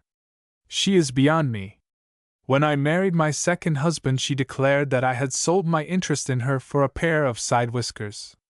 The mother said this so pathetically that I could but laugh, seeing that there was so much incongruity between the remark and the situation all about us. My laughter must have jarred her, for she said with some asperity, "You are laughing now, but in a minute you will be laughing on the other side of your mouth." And it was even as she said. A file of soldiers entered from the rear, and before I had time to move or raise a hand they had me surrounded. Their leader was a man full of laughter and good humor. "Consider yourself a prisoner," he said to me. "How are you, mother? You are looking well. Where is sister? Upstairs? Well, get her down, for we must be moving away from here. What is all this?" He looked into the room out of which I had come, and saw there the evidences of a struggle, as well as the victims thereof. He bustled about with an alertness that seemed to be prepared for anything that might happen. I saw at once that he was a West Pointer. I had seen not more than a dozen graduates of the great military academy, but enough to recognize the characteristics that marked them all. These characteristics are well nigh indescribable, but they are all included in the terms soldier and gentleman. The bruiser has been bruised. He laughed. "You are looking well, mother. Keep it up for the sake of the children. Tell sister to hurry up, we are in a tight place here." As he spoke, there was the noise of another scuffle in the room. I turned just in time to see Whistling Jim fling himself upon the man, who had risen to a sitting position and was making an effort to draw his pistol. The negro wrenched the weapon from him, threw it out of reach, seized the hand that had held it, and crunched it between his teeth with such savage ferocity that the ruffian howled with pain. "Oh, come!" cried the officer. "This won't do, you know, this won't do at all. I won't put up with it. Yef I hadn't catched him when I did he'd or shot me dead," Whistling Jim explained. "Me or Moss Cally one. You don't know dat man, Sue. He been follerin' atter we all fared de longest." "I know him well enough," remarked the officer. Still, he paused as if listening. The noise he heard was Jane Ryder coming from above. He met her halfway up the stairs. "My dear old sis!" he exclaimed as he clasped her in his arms. She said nothing, but sobbed on his shoulder in a hysterical way that was a surprise to me. "Brace up, dear girl," he said, trying to soothe her. "They were always like that," said the mother in her placid way. "I think it is so nice for brother and sister to be fond of each other. Don't forget that she gave you fair warning." Her attitude and the tone of her voice were so out of tune with all my thoughts and surroundings that I regarded her with amazement. She paid no attention to the look, however, but folded her hands across her ample bosom and smiled at her children in a motherly way. These children, I knew, were speaking of me, though I could not hear all they said, for the officer, he was Colonel Ryder, laughed and said, "Oh, he'll be in good company. I picked up another fellow in the woods. He says his name is Jasper Goodrum." Then she said something in a low tone, something that caused her brother to regard me with considerable interest. "Is that so?" he exclaimed. "You must tell me the particulars later. I have no time to hear them now. We must get away from here." 12. As he said, so it was. He hustled everything before him, permitting me to keep my horse and allowing Whistling Jim to go along. "Goodbye, mother," he said. "I'm sorry to leave you in such a place as this. I suppose you are waiting for Major Whiskers." He laughed gaily as he said this, and his mother slapped him playfully as she kissed him. He invited me to ride with him at the head of his little squad of troops, saying that when a colonel started out to command a corporal's guard he assuredly needed assistance. He was perhaps 30 years old, but he had a tremendous fund of animal spirits, so that he had all the ways of a gay youth of 20. He paid no more attention to the man who had been knocked about by Whistling Jim than if he had been a log of wood, and yet he was very tender-hearted. Whatever was in the line of war appealed to his professional instincts. War was his trade, and he seemed to love it, and he had a great relish for the bustle and stir that are incident thereto. His sister rode in the top buggy in which I had first seen her, and she might have been the commander of the men, judging from the way she gave instructions. She seemed to know all the roads, for she went ahead without the slightest hesitation. She was driving a good horse, too. His trot was sufficient to keep our horses in a canter, and whenever he heard us coming up behind him he would whisk the buggy away as if he scorned company. Perhaps this was due to the little lady who was driving him. I had no grudge against her, heaven knows, but somehow I resented my present plight, for which I thought she was responsible. She had given me fair warning, but she should have known that it was my purpose to carry out the orders of General Forrest, and if I was to be warned at all she should have told me the precise nature of the danger. In that case, I could not only have escaped, but I could have been instrumental in the capture of her brother and his whole party. Perhaps she knew this, and perhaps this was why she would give me no definite information. But if she knew at all she must have known everything.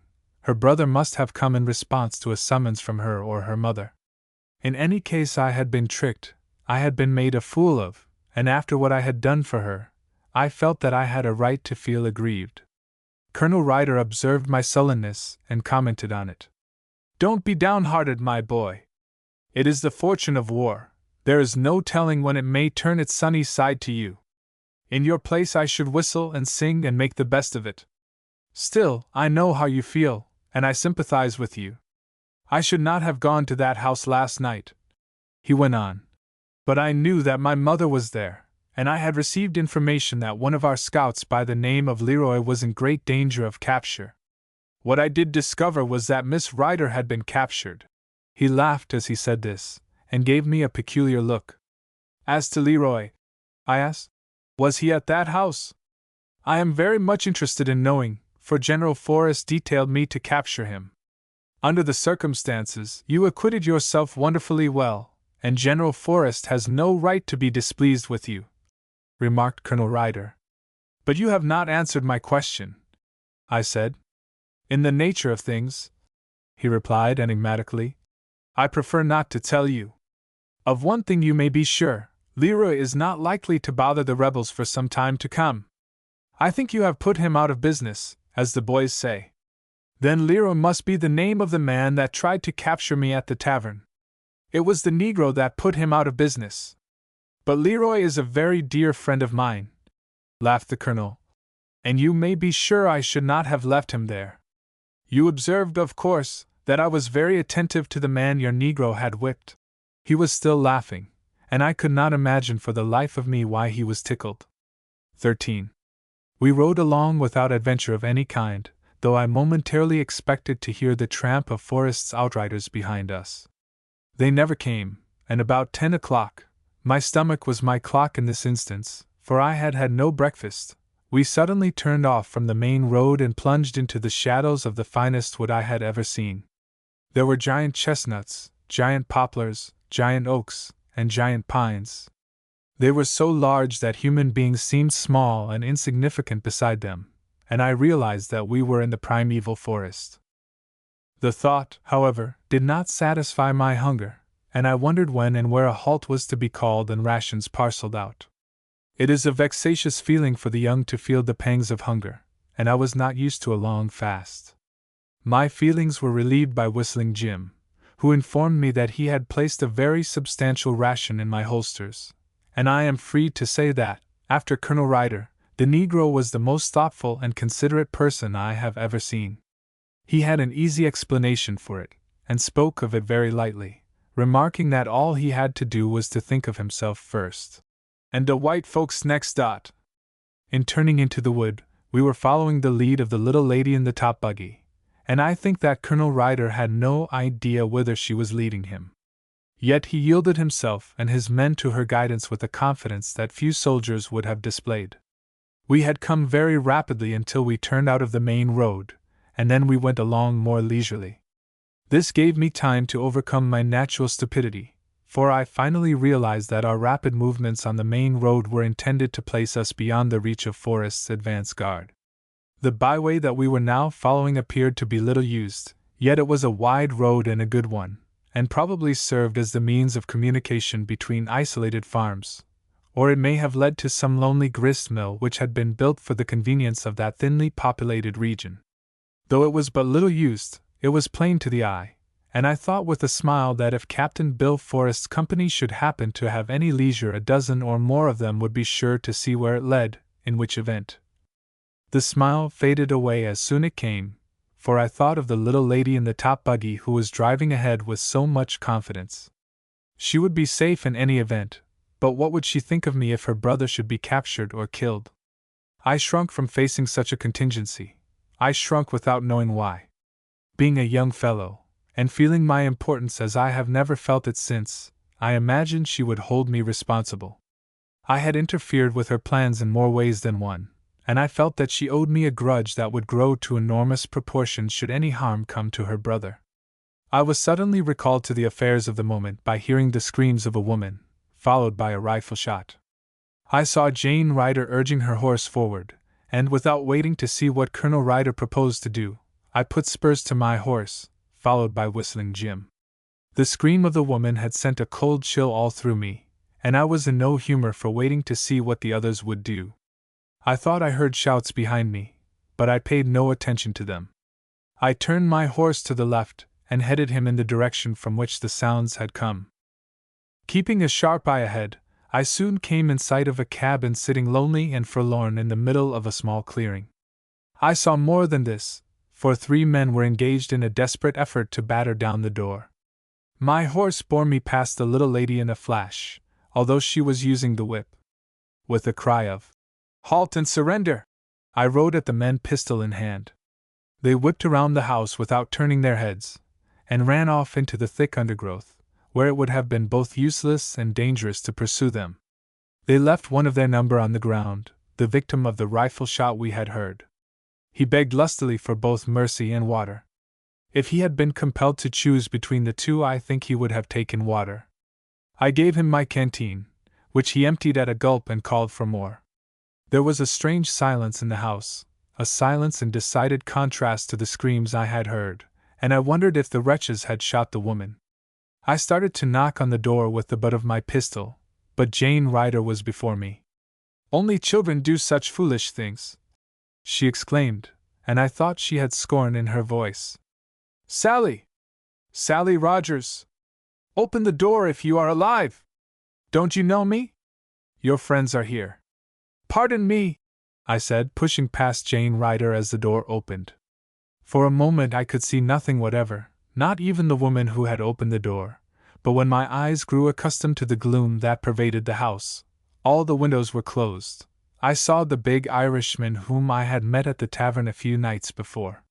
He was sitting very quietly in the chimney corner, but I observed that he had me covered with his rifle. I stared at him without a word, and he was equally as silent, but something in this situation, or in his face, for he had as pleasing a countenance as I have ever seen, caused me to laugh. "'Tis a long mile from a joke," he declared. "Ye see before ye Private O'Halloran av the sharpshooters. One av us is a prisoner, and I'm thinking it's not myself." "It is not given to every man," I replied, "to be taken prisoner while he is still a prisoner. You will have to speak to Colonel Ryder."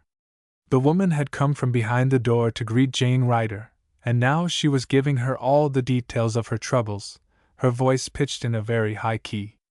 Meanwhile, 6 children in various stages of undress swarmed from under the bed and stood staring at us. "The sound of the woman's screams," said I, turning to Jane Ryder, "caused me to forget that I am a prisoner. I hope your brother doesn't think that I made that an excuse for running away." "And why shouldn't a prisoner escape, if he can?" she asked, after a moment's hesitation. You'll never have a better opportunity to rejoin your command. You are not under parole, and you are under no obligations to my brother. You have only to mount your horse, beckon to your Negro, and follow the path you will find at the back of the house. It leads by a grist mill. A part of your command has already passed on the road beyond the mill, but if you will go now you will fall in with the rear guard. Beggin' pardon, said O'Halloran, taking off his hat to the lady. The lad has engagements with me. He's me 29th, all told, and there's luck in odd numbers. If it's all the same to you, Mum, he'll stay here. But it's not all the same to me, Mr. O'Halloran, she said, turning to the Irishman. I prefer that he should go. His eyes grew bigger as he stared at the lady. Oh, he exclaimed, and then paused with his mouth open. Neither did I hope to see me gallant captain in this rig. It doesn't become ye at all. The trimmin's make ye a foot shorter, and be me so. You was short enough to begin with. His amazement made her laugh, but she made no reply. Are you going? She inquired, turning to me. I hesitated. Undoubtedly here was an opportunity, but something or other, some feeling or sentiment, call it what you will, held me back. Not now, I said finally. Some other time, perhaps, but not now. I did not realize at the time why I held back, why I refused to be free. She turned away from me with a petulant shrug of the shoulders, as much as to say that she was no longer under obligations to me for preventing her capture by the party that had raided the tavern. The big Irishman, who had evidently recognized the little lady as a person of some importance, went so far as to try to persuade me to make my escape, or, rather, to take advantage of the escape I had already made. If ye're stayin' thinkin' he's a woman, don't stop for to say goodbye, but straddle your horse and be off wid ye. But the little lady had a mind of her own, as I was shortly to discover. After she had talked with the woman for a few minutes, she turned to me. Will you ride with me a few miles? She inquired. Your Negro can lead your horse. I agreed with such promptness and eagerness that a faint tinge of color came into her face. But in the bustle of getting away, I paid little attention to her appearance until we were on the move again, and then I observed that she was very pale. I thought it was cold, and said so. The wind is certainly chilly, she replied, and then, moved by embarrassment, or stirred by the motherly instinct that constitutes more than half the charm of womanhood, she leaned over and tucked the laprobe about my knees, and then fell back in her place, laughing gleefully, as a child might have laughed. Indeed, for a woman grown, this little lady had more of the cunning tricks of childhood than anyone I had ever seen, the cute little ways that endear children to those who love them. At the time, this fact did not add to my happiness, for, what with her womanliness and her childishness, she presented a problem that puzzled and dazzled me, for my mind was woefully lacking in the nimbleness necessary to follow the swift changes of her moods. She had turned the buggy into the woods, and was driving along with no road to guide her. I had not the remotest idea whither she was carrying me, but by way of saying something I protested against the way she was pushing her horse. You will need him after today, I explained. I have reason to be in a hurry, she said. Horses are cheap enough with us. They are furnished by the government.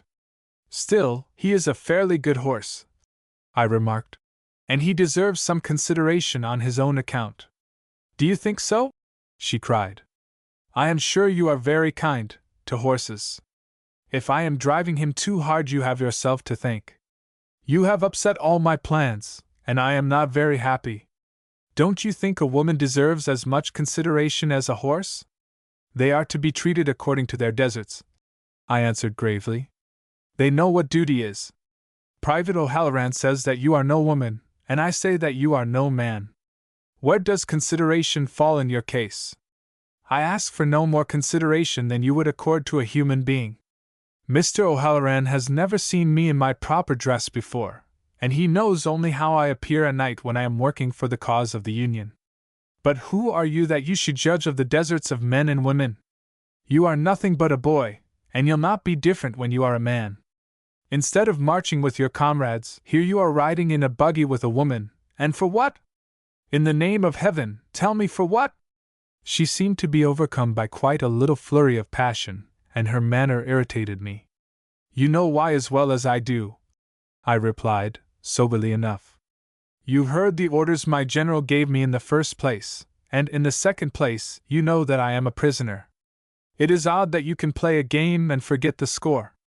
I imagined when I started that my duty would be the greatest pleasure of my life. Do you know where you are going now? She inquired very seriously. It is a matter of indifference to me, I answered. Wherever I go, I am in the hands of Providence. If you could believe that, she remarked, it would do you a world of good. I laughed at her serious manner. Believe it! I exclaimed. Why, it is too plain for mere belief. I do not believe it, I know it. She was silent for a long time, and when she did speak her words showed that the matter was still on her mind. It seems to me very peculiar, she said, that one so young should have such solemn thoughts. Why do you call them solemn thoughts? I asked. Can anything be more cheerful than to know that you are altogether in the hands of a higher power, to know that you will be taken care of, or, if you perish, to know that it will be in the very nick of time? You are too serious to be romantic, she said. I should like to see you making love. I can gratify your humor with a right goodwill, only the lady I would make love to despises me. I'll never believe it, she declared, and it was evident that she meant what she said. That is because you have only a vague idea of the cruelty of woman when she has a man at her mercy, and knows it. I should like to see some woman at your mercy, she said. No doubt you would give free play to the strap and the rawhide and other implements of the slave driver. Her words made me wince, and I must have shown the wound, for when I looked at her, her countenance wore an expression of regret and repentance. You must forgive me, she declared. If we were to be thrown together, you would have to forgive me 50 times a day. Well, I thank heaven, I exclaimed, with some feeling, that I was never at the mercy of more than one woman, and that fact was mitigated somewhat. She was arrayed in the garb of a man, and I was so sorry for her that I forgot she had me at her mercy. You should have told her, the little lady declared. Perhaps if she had known, her conduct would have been vastly different. You never know what a woman will do until she has been put to the test. She did a good deal, I said sullenly. She called me a coward, a rebel, and a traitor. Then she must have been in despair, replied the little lady in the most matter-of-fact way. When you are a little older you will discover that despair has an anger all its own. But I hope you will never feel it, she sighed. Anyone can I see that you know very little about women. I hope my ignorance does me no harm, I suggested. Not the slightest, she answered. It is a help to you. It is the sort that goes with youth, and I had rather have your youth than all the experience in the world. The answer I made I shall always regard as an inspiration. You can have my youth, I said, if you will take all that goes with it. For 1 or 2 little moments she either doubted her ears or failed to catch my meaning. But when she could no longer doubt, when she was obliged to understand me, she hid her face in her hands to conceal the result of her emotions. I seized her hands and compelled her to look at me. She was blushing like a schoolgirl. Is my youth, with all its appurtenances, worth your acceptance? I asked. She made no reply, and I think she would have maintained silence the rest of the way but for my persistent chattering. To me her embarrassment was very beautiful, thrilling, indeed, and in some mysterious way her youth came back to her, and she seemed to be no more than 16. My youth is not too youthful for you, I insisted. I have grown very much older lately, and you have become a girl again in the last 5 minutes. She was still silent, and I took advantage of it to draw her hands under the lap-robe. There is no reason why your fingers should freeze, I said. They are not likely to, now, she declared, and though it may have been pure imagination, I thought she leaned a little nearer, and the bare idea of such graciousness on her part seemed to change my whole nature. All the folly of youth went out of me, and love came in and took its place and filled my whole being. What I had been belonged to the remote past. I knew that I should never be the same again. I offered you my youth, I said, and now I offer you my manhood, such as it is. You must answer yea or nay. She gave me a quick, inquiring glance, and her face told me all that I desired to know. Neither yea nor nay, she replied. We are both very foolish, but of the two, I am the more foolish. We are trying to look too far ahead, we are prying into the future, and the future is away beyond us. Everything you say and everything I have in my mind is absurd, no matter how agreeable it may be. Do you care enough for me to desert your comrades and fling your principles to the four winds? Do I care enough for you to leave my people and give my sympathies to your side? She was smiling as she spoke, but I knew that she was very serious, and I made no reply. I am going to tell you the simple truth, she went on.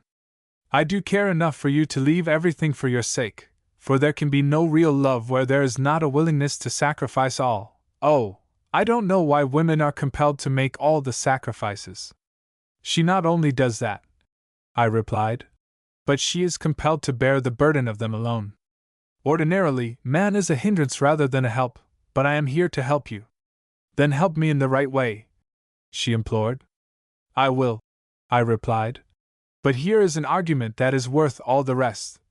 And with that I drew her to me and pressed my lips to hers. She made no resistance whatever, but somehow the argument did not appeal to her reason. I could kiss you twice 10,000 times, she declared, but facts would remain the same. I have heard that your people have great notions of honor, and I hope it is true in your case. Well, it was only too true, and I knew it, but manlike, I must take some reprisal from the truth. Your mother told me, I said, that you have a great knack of hurting those you love. She leaned against me with a sigh. If I thought that the truth could really hurt you, she declared, I should never be happy again in this world, but it is something else that hurts, and it is hurting me a great deal worse than it is hurting you.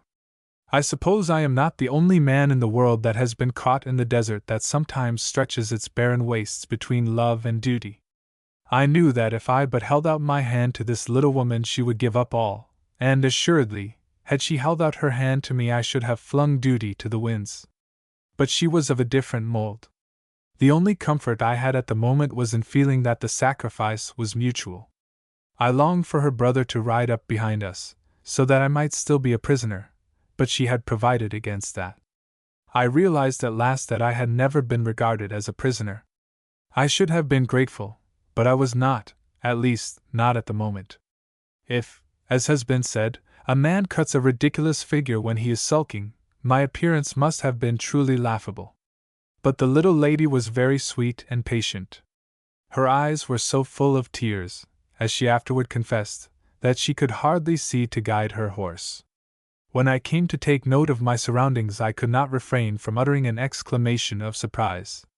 We had issued from the forest, when or how I knew not, and were now ascending a very steep hill. Looking back, I saw a mill behind me, and noticed that Whistling Jim was engaged in conversation with the miller. He was evidently negotiating for meal or flour, but it all came to me as in a dream.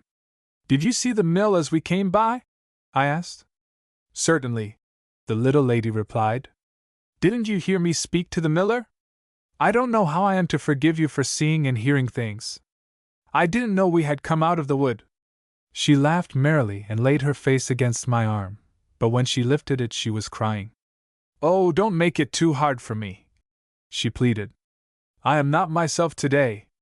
Duty has been poison for me, and I shall be wretched until this war is over. Surely it can't last long. Not longer than a century, I replied bitterly. Look yonder, she exclaimed. We had now reached the top of the hill, and when I looked in the direction in which she pointed, I saw a sight that thrilled me. 14. From the crest of the hill a vast panorama, bare but beautiful, stretched out before us. The hill was not a mountain, indeed, from the direction of our approach, it seemed to be rather an insignificant hill, but on the farther side the land fell away from it quite unexpectedly, so that what seemed to be a hill from one side developed the importance almost of a mountain on the other side. The road dropped into a valley that ran away from the hill and spread out for miles and miles until it faded against the horizon and was lost in the distance. The season was winter, and the view was a somber one, but its extent gave it a distinction all its own. Far to the left a double worm fence ran, and we knew that a road lay between, for along its lazy length a troop of cavalry trailed along. I knew it instantly for the rear guard of my command, and the sight of it thrilled me. I suppose something of a glow must have come into my face, for the little woman at my side stirred impatiently. "That is your command," she said, "and you are glad to see them."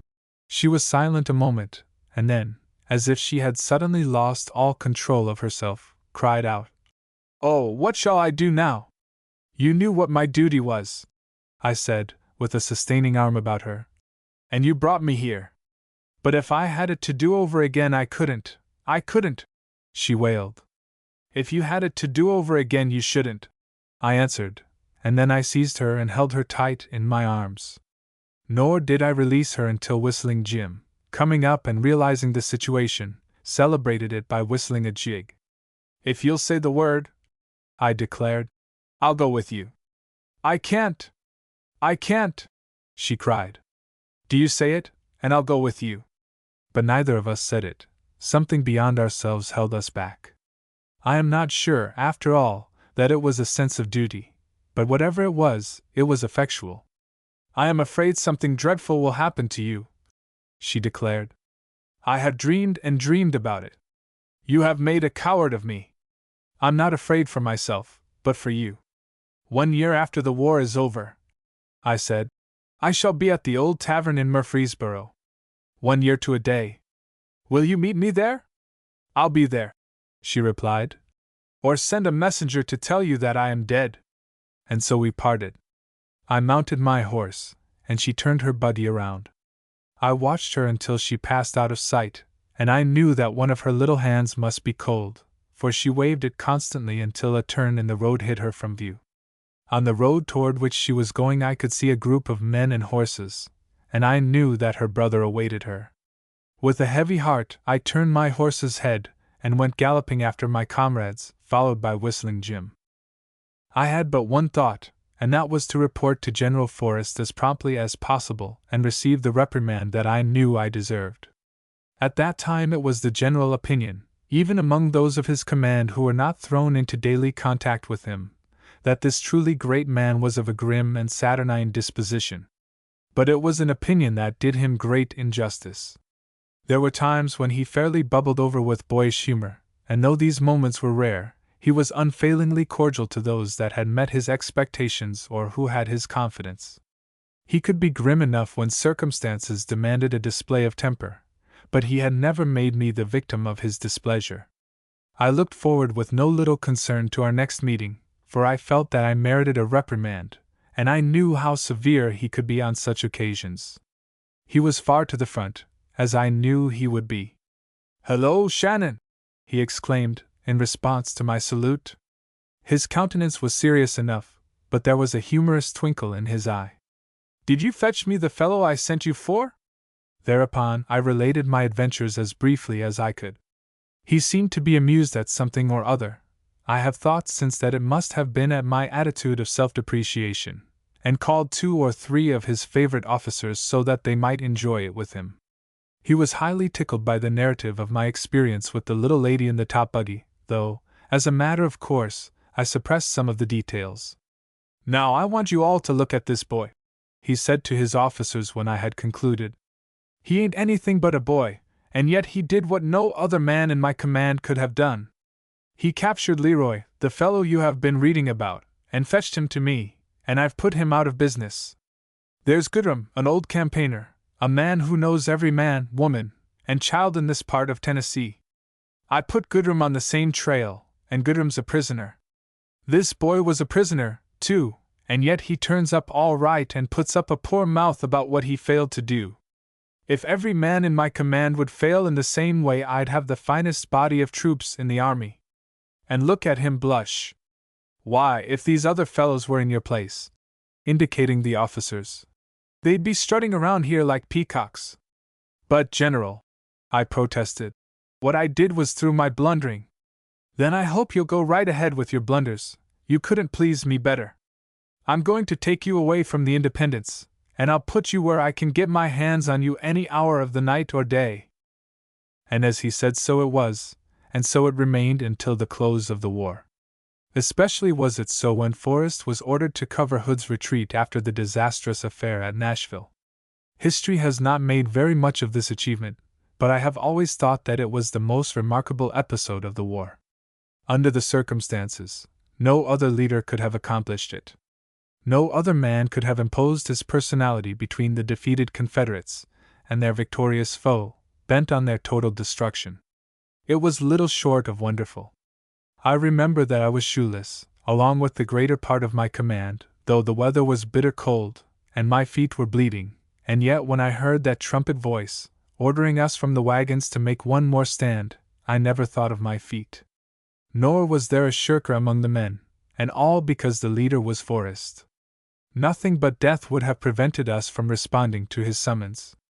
And we saved that defeated army from annihilation, holding the enemy at bay and driving him back, when, if he had known the true condition of affairs, he would have ridden over us roughshod. There were times when we were upon the point of giving way and fleeing before the numbers that were hurled against us. But always the imposing figure of Forrest appeared at the weak point, and then it would be the enemy would give way. At this point, with only a few more words, my story would have been ended, but the young lady to whom it was first told would not permit it to end there. Her Boston education had not eliminated her curiosity. She sat looking at her mother with an indescribable expression on her face. I knew not whether she was on the point of laughing or crying, and I think that for a moment the mother was as doubtful as I. She did neither the one nor the other, but went to her mother's chair and kneeled on the floor beside her. "Hasn't Dad left something out?" "Why, I think not," replied the mother. "Indeed, I think he has told too much." "Oh, no, not too much," replied the young woman. "I know he has left out something, and I think it is the most important part. What I have not told," I remarked, "has been strongly intimated. It is best to leave some things to the imagination." "I think not," replied the young woman, with decision. "You haven't told anything about what happened after the war." "That's true," commented the mother, with something like a blush. "But I think that is almost too personal." "No, no," the girl insisted with a smile. "You know how the public take such things. If Dad writes his story and has it put in a book, the readers will think it is pure fiction." "But if it were fiction," said I, "it would be a bad thing for all of us." Fiction or not, I was compelled to tell the story until there was no more story to tell. In the middle of April, 1 year after the surrender, I made all my preparations to return to Murfreesboro, and it was no surprise to me that Harry Herndon was keen to go with me. His grandmother made no objection, especially when he explained that he desired to be my best man. His real reason for going, however, was a lively hope that Catherine Bledsoe would accompany Jane Ryder. And then there was Whistling Jim to be taken into account. He made known his intention of accompanying me whether or no. He was free, and he had money of his own, and there was no reason why he shouldn't visit Murfreesboro if he cared to. He settled the matter for himself, and once on the way, I was very glad to have him along. But for the subtle changes made by peace, the town was the same, and even the old tavern in the woods had survived all the contingencies of war and stood intact, but tenantless. I made haste to escape from the old house, and was sorry that I had ventured there before the appointed time. The sight of it gave me a feeling of depression, and I had a foretaste of the emptiness there would be in life should Jane Ryder fail to come. The only consolation I had was in the hopefulness of Whistling Jim. "She'll be dar easy show easy de whirl," he said, and his earnestness was so vital that it was the means of lifting me across a very bad place in my experience, yet it did not cure me of the restlessness that had seized me. The night before the appointed day, I wandered far beyond the limit of the town, and presently, without knowing how I got there, I found myself near the house where Jack Bledsoe had lain when he was wounded. I went to the gate and would have gone in on the pretense of inquiring the way to the town, but a woman was standing there in the darkness. I hesitated, but I should have known her among 1,000. I should have known her if the darkness had been Egyptian. I opened the gate and held her in my arms. Neither said a word, and the silence was unbroken until someone in the house came out upon the veranda and called, "Jane! Jane!" Are you out there? Where are you? It was the voice of Catherine Bledsoe, and I was glad for Harry's sake. I don't think that is a very pretty way to end a story, said the mother of the college graduate, perceiving that I had nothing more to say. You should by all means get your sweetheart out of your arms. Since that day, I replied. She hasn't been out of them long at a time. But you will have to change that part of it when you write the story out. Oh no! Cried the daughter. I refilled my pipe and listened to their tender arguments until I was sleepy, and when I went to bed they were still arguing. The end.